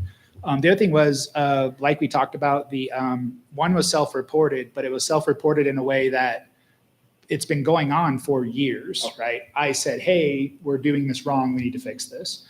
The other one in here with the budget reconciliation, yeah, that's been going on for years. It's not a new thing. It just came up. And from what we were told, they actually recommended they fix it last year, and they didn't. And then here we are with the finding this year. The other one with the contract is, yeah, it was misleading, right? It's called a co-op, but it's not a co-op, right? Or it's not a co-op in the way we would typically see it as. That gets us out of the bidding process. So there's Northeast Wyoming BOCES. They have a co-op that they go out and do these bids for us, all the districts in Wyoming. So if we're part of that organization, what we're allowed to do is pull any of their vendors and bypass the whole bidding process. We can go, oh, they did the bid for us. We're just going to pull now this vendor, which we do often. So the fact that it was called a co-op, I think, was misleading on that one. The other thing was, it was a contract signed years ago. So it's a contract that's been in place. We've actually were non-compliant the year before that as well. It just wasn't picked up on the audit. Because like he said, they can say, we're pretty sure they didn't have any findings. It's not guaranteeing there's nothing ever going on in the finances. And then that last little bit there about the checking for debarment and suspension. I walked around to everyone that's involved with these purchases and no one knew anything about this. So again, was a finding for years. Don't know how we bypassed it in the past. I have a guess, but that one we fixed. We talked to federal programs. We said, hey, before any purchases now, we need to start checking these vendors for that. And it's a real simple process. You literally go to sam.gov, type in the vendor's name, and if they don't come up, that means you're fine to use them. So generally, you're not going to come. I think in all the years I've done this, one vendor came up one time. So yeah, so it's not like a frequent thing, but it is something we have to show. Yeah, we checked before we did a business with these guys. Thank you. Thank you. I do love audit reports. They're so fun. Gets me all kinds of excited. But I think it's important to notice that this is probably the best audit report that I've seen in the district because it does find problems. I think an audit report that doesn't find findings is an auditor is not doing their job. So I don't know if the auditor can hear us somewhere up in the heavens. Good job. I'm still here. Oh, good. Oh, sweet. Can I respond to that? That's actually a really good point. Thanks. Can you guys still hear me? Yeah. So, a lot of times, like, we are always finding issues, right? So we have discretion on our end to say at what level we want to report them. So we can report them directly verbally to management and say, hey, like, you guys should be doing this, but we don't believe it rises to the level of a significant deficiency that's reportable as required by our standards. And so, yeah, you might not always see our deficiencies, but in this case, we felt like they rose to the level of a significant deficiency, which are reportable in our report. But we always, each and every year, we always have best practice recommendations that are most of the time just verbally discussed with management. And like Matthew said, like, we did discuss the budget issue with your previous CFO, and nothing happened from it. And so because of that, we felt like, hey, we had a recommendation they didn't follow. We're going to raise it to the next level. I think audits are about learning as much as they are about finding. So 100%. Yeah, that's one of the things I've said about the audit is it's them helping us get better. I mean, that's the way we got to look at it. So they helped us, they found some issues, so we're going to fix them and just be better for it. Any other questions or comments? I appreciate the additional clarification that helps make decisions going forward. So thank you for that. Okay, we'll move on to section 4, which is our public comment. Thank you for attending today's board meeting and for your continued engagement with the district. As we move into the public comment portion, we kindly ask that each speaker limit their comments to one opportunity. If you've already submitted written comments, we kindly request that you refrain from addressing the board again on the same topic. All written comments will be posted in the written public comment section of the agenda for review by all attendees, including trustees. Speakers may comment on district policies, operations, and programs or other matters that relate directly to the school district and the board's business. We ask that issues that are not of general importance to the broader community or relevant to the board's governance of the district should be addressed through appropriate administrative channels. Comments regarding the performance or employment of individual district employees are not permitted during public comment. Formal complaints about school personnel may be submitted to the Board of Trustees in accordance with policy KLD and using the form in KLD-E. Staff complaints or grievances should follow the procedures outlined in policy GBM. Comments regarding individual students will not be permitted. The district's legally prohibited from discussing confidential student matters in a public forum. If you are unable to finish your comments within the allotted 3 minutes, we invite you to submit the remainder in writing to the superintendent or board chair. These submissions will be shared with all board members after the meeting and will receive a response in the same manner as public comment.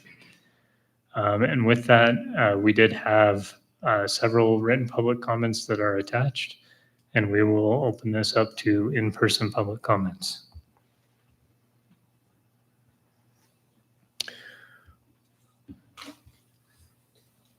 Are there any in-person public comments?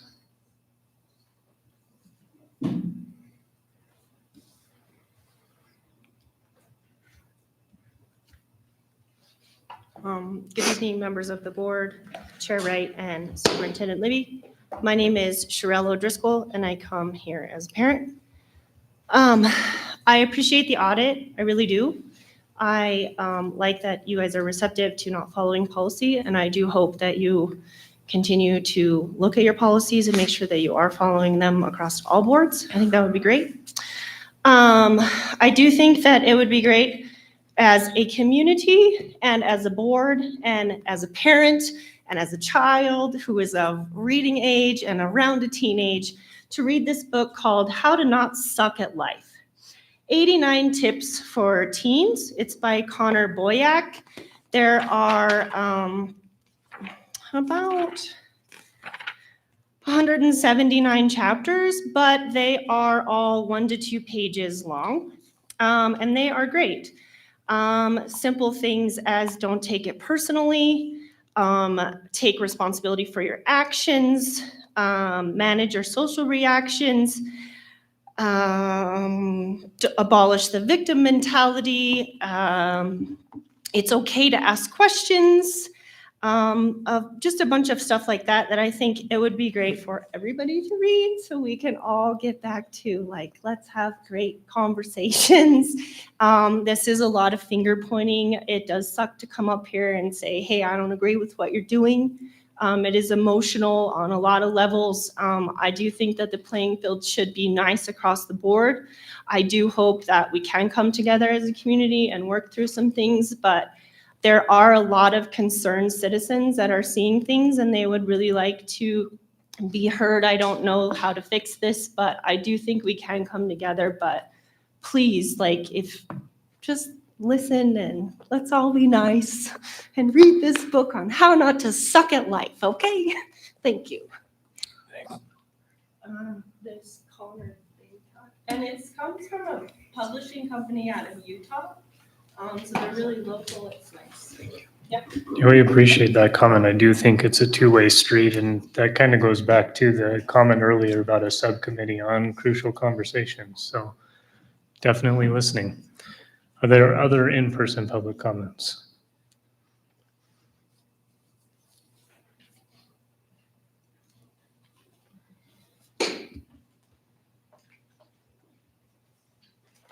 Thank you guys for everything you do for the school.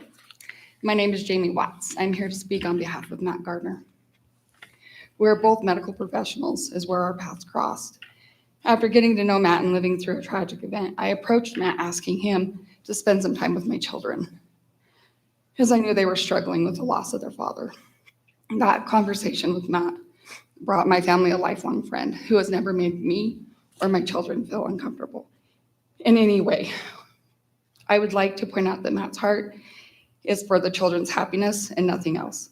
Matt volunteers for the school board to make the kids' life better. Matt makes 1 million sports pictures and posts them, no watermark, just so the kids have pictures of them competing in something they're compassionate about. Matt gets nothing from his time from taking pictures and editing them. I witnessed Matt help hundreds of kids with anything they needed and only asking that they smile for payment, even if it cost him hundreds of dollars or hours of time. In closing, I'm gonna read a letter from my 2 children. They're in college. They couldn't be here today. Ms. Watts, can I have you hang on just a second? Thank you. And would you pause the timer for just a minute? Thank you very much. So with our recent changes to our board public comment policy, we're wanting to make sure that we address things through the appropriate channels. And I think that you have some comments that need to be heard, but that don't pertain to the larger impact of board governance and board business. Okay. So either we could try to reframe this in a way that works towards board governance if you feel like you can do that. If not, I understand, and we could work on having the comments submitted to Dr. Libby, and then he can share them with the board. Yep, I can sure do that. I really appreciate your understanding. Thank you. No problem. Thank you.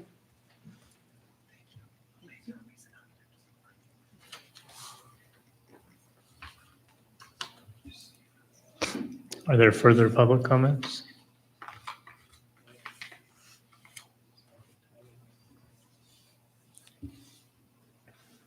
Further public comment?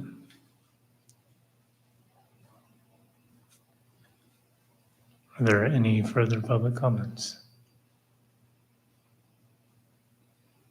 Okay, with that, we will then move on to response to previous month's public comment. Dr. Libby?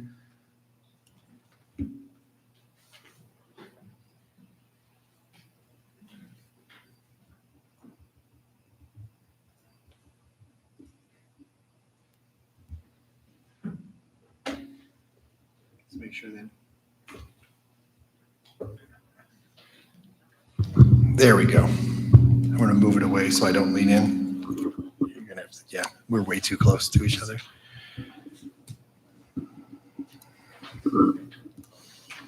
So need to find them.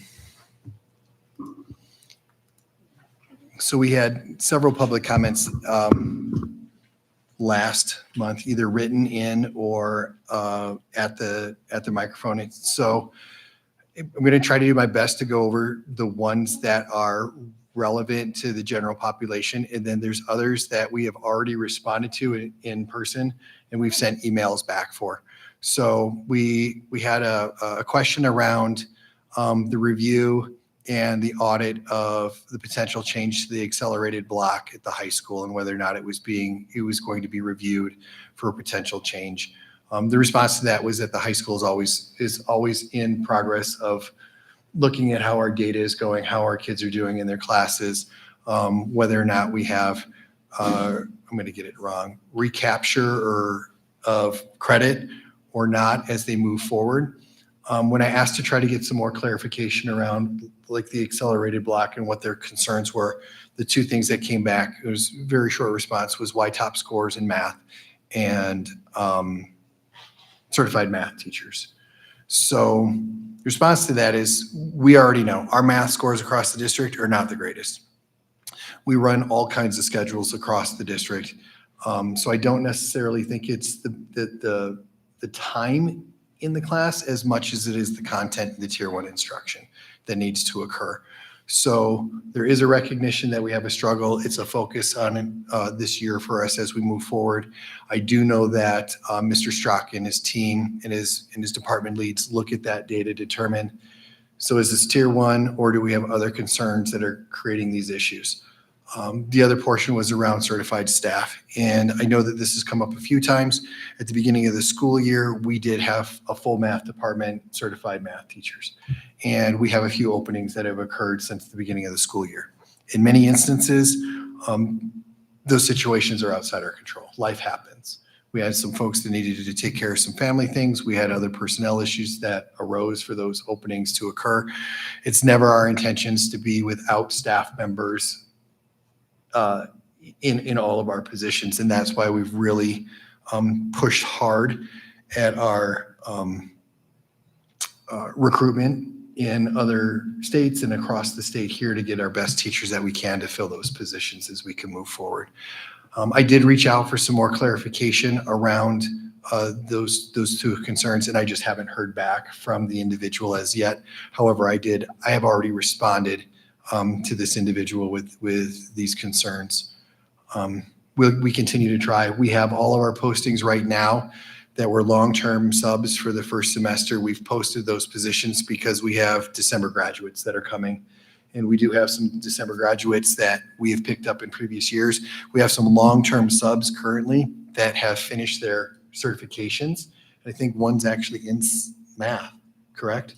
We had a retired teacher that came back from math, get certified. That was a business teacher. Gotcha. So we do have folks that are filling those as the years go, but it's always our intention to start with a full boat and try to maintain those as we move forward.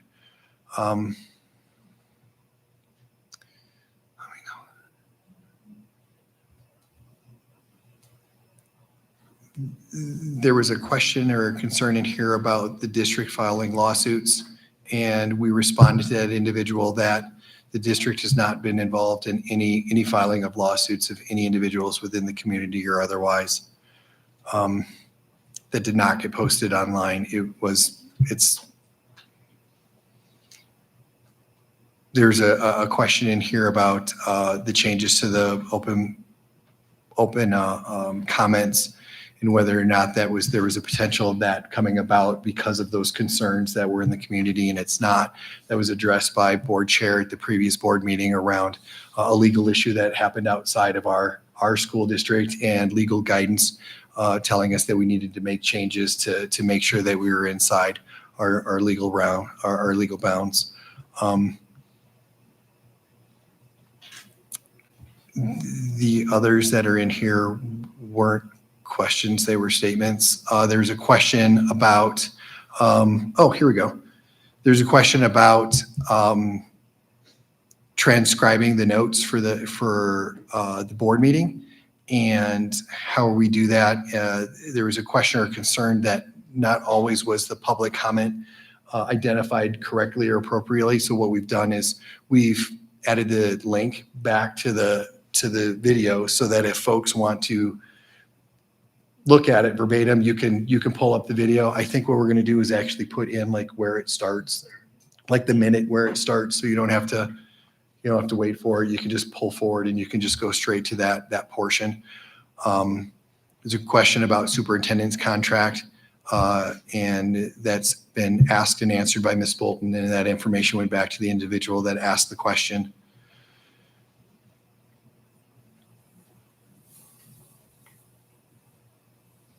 Here it is. There's a question about credit recovery and recapture data, and that went with the original question as to when we present information and how does that go as Mr. Straka had identified failure rates across the board. There's a question that came back with what's the credit recovery and the recapture rate. So there were 2 credit recoveries and there were 10 credit recaptures this year for first semester currently. So that is the information, and we've asked Mr. Straka as he continues to do these updates throughout the quarters and that semester that he continue to add that information into around how many students are taking advantage of the credit recovery, how many have to go through a credit recapture. Because the schedule is built in a certain fashion, they can actually work on getting caught up within the day instead of actually having to go straight through and failing something and then having to go back and figure it out. So the schedule is built so that they can actually get some assistance before the students actually find failure. There was a question around a public records request around curriculum that came up that was related to health curriculum. And I sent information back to the individual that was asking that question with the person at the health department that was responsible for the curriculum in that project moving forward. It's grant work. I had a nice conversation with her actually while we were up at WSBA. She was working one of the tables there. And she put me in contact with the vendor that wrote the curriculum itself. So I reached out to them. They are in the process of having their curriculum revised and reapproved by the state because there were questions and the concerns that came out from changes at the federal level around information in the curriculum itself, in the health curriculum. So they changed the curriculum and they made modifications, and it's back in the process for reapproval for the state. Currently, we don't have a contract with them for reimbursement. We've been using sections of this old curriculum in separate instances. So we don't have a contract with them. But I shared all the information, the two new curricular that are out for approval. The person at the company that is writing the curriculum, I gave them the name of the person at the state in the health department so that they can reach out and grab some more information around that as well. I also found in a quick Google search the original goals and actions for the original grant. So I attached that along with expectations and outcomes from the original writing of the grant. And I threw those into the attachments as well. So that this individual, if they had more questions or concerns, they had a multitude of folks that they could reach out for, and hopefully that the vendor would provide them. I was told potentially like a sample copy of the new proposals for the curriculum without having to spend copious amounts of time and energy or money on a records request. So it took me a little bit of time to find the right folks, but we found the right folks. With that, let me double check to make sure I'm not missing any here.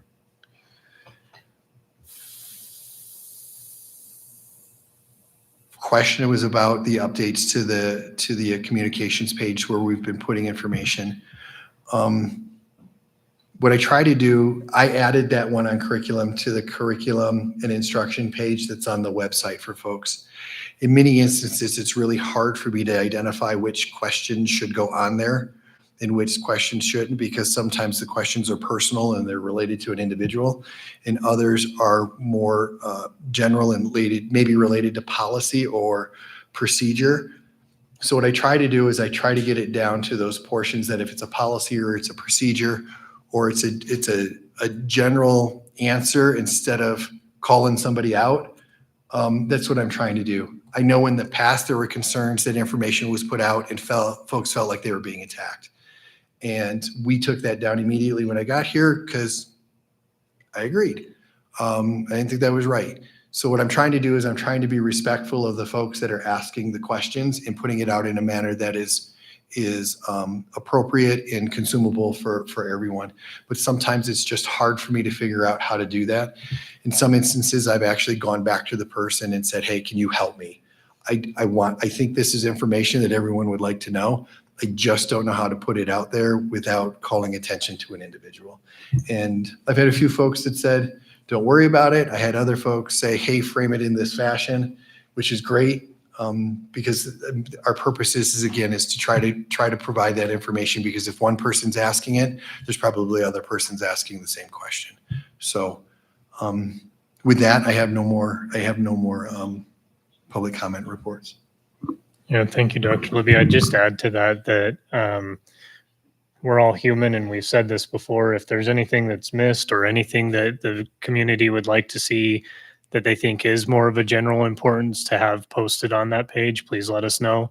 Otherwise, all these other instances that we feel are more personal in nature, we are addressing immediately or as quickly as possible. And sometimes those lead to additional questions, and it's kind of an ongoing process to really get to resolution. So there is things that I think are happening behind the scenes in the sense that we're communicating with that individual, but it's not being seen in public. So it's misconstrued as not responding. But in that fashion, if there's something that you've brought up that you feel others can benefit from, let us know, and we'll get it posted. And if not, we'll continue to handle it on a case-by-case basis. So thank you for that clarification. Okay, with that, we'll move on to our consent agenda.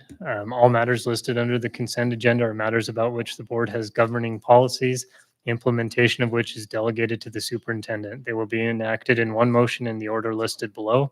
There will be no discussion of these items prior to the time the Board of Trustees votes on the motion, unless members of the board request specific items be held and discussed separately and or removed from this section. Can I please have a motion to approve the consent agenda items as presented and or amended? Moved by Dr. Franks. Is there a second? Second by Mr. Gardner. All those in favor, please say aye. Aye. Any opposed? Motion passes. Brings us to item 6, which is the audit report. We just went through hearing all the explanations on that. So is there a motion to approve the audit report as presented? It's been moved by Dr. Franks. Is there a second? Second by Mr. Sorensen. Any discussion on this one? Any additional discussion? No? Okay, all those in favor, please say aye. Aye. Any opposed? Motion passes. Item 7 is board information. So there's a vacancy notice. Maybe correct me if I misspeak, but I do know that some people have looked at this list increasing or decreasing over time and kind of questioned that.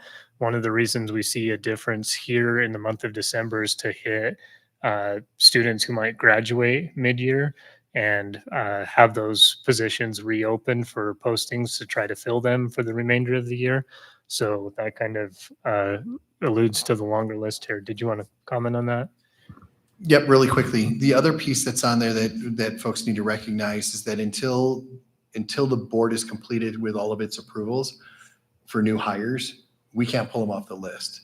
So earlier in the fall, when the list was really big, but we know that we had a bunch of hires, we had to wait for the board meeting to go, and then we dropped them off, and then all of the ones that dropped off showed up on the next meeting. So many times we may have a significant number of hires that you've approved, but they still show up on the list, and it makes the list look a lot more incomplete than what it may actually be. So there's a process. We don't drop them off because until the board actually approves it, they're not hired. So that's why that list sometimes is a little bit longer than what it potentially could be through the hiring process in the current board meeting. Thank you. And then we've got the Head Start December policy report as well. That brings us to item number 8, which is executive session. Can I please have a motion to go into executive session? It's been moved by Dr. Franks. Is there a second? Second by Ms. Schumacher. All those in favor, please say aye. Aye. Any opposed? Motion passes. I do anticipate that there's some probable action upon our return. Thank you.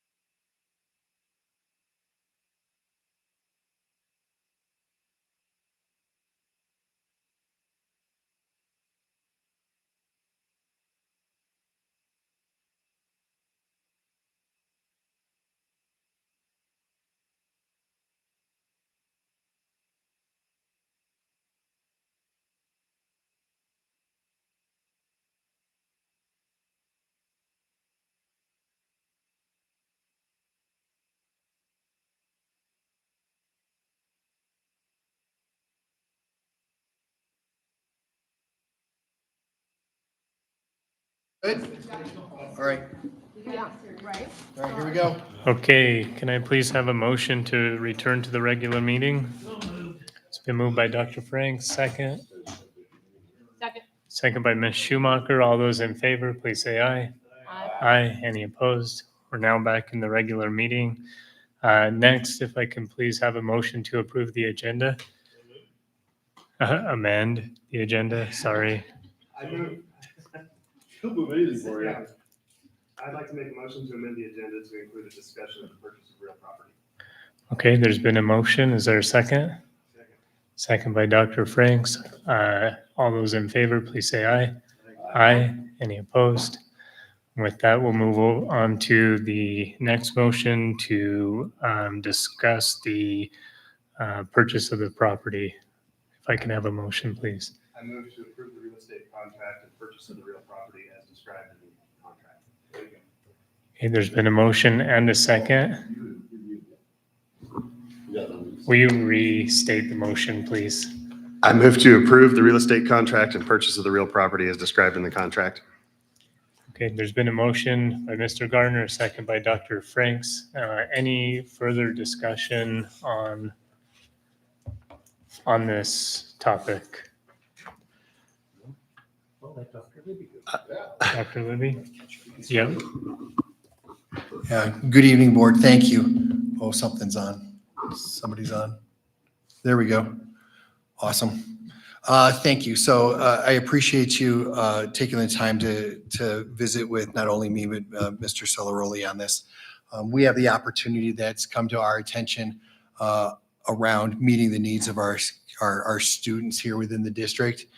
We've had an opportunity to meet with the engineers and the architects for the new construction of the high school, but in that process, we were still coming up short on the needs for our students, in particular our vocational technical programs. This opportunity that we've placed before you allows us not only to meet the needs of those students that we currently had, but it actually allows us to meet the needs of all of the students that are on our waiting list across the board in all of our programs. And we're really excited about this opportunity.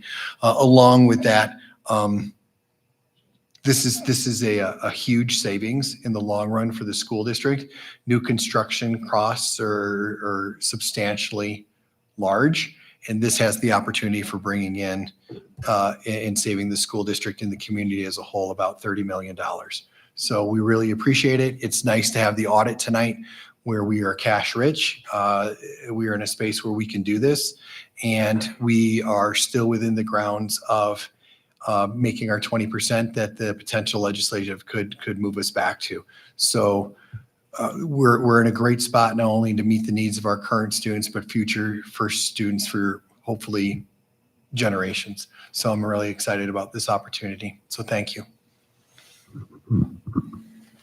Any further discussion or questions? Mr. Sorensen?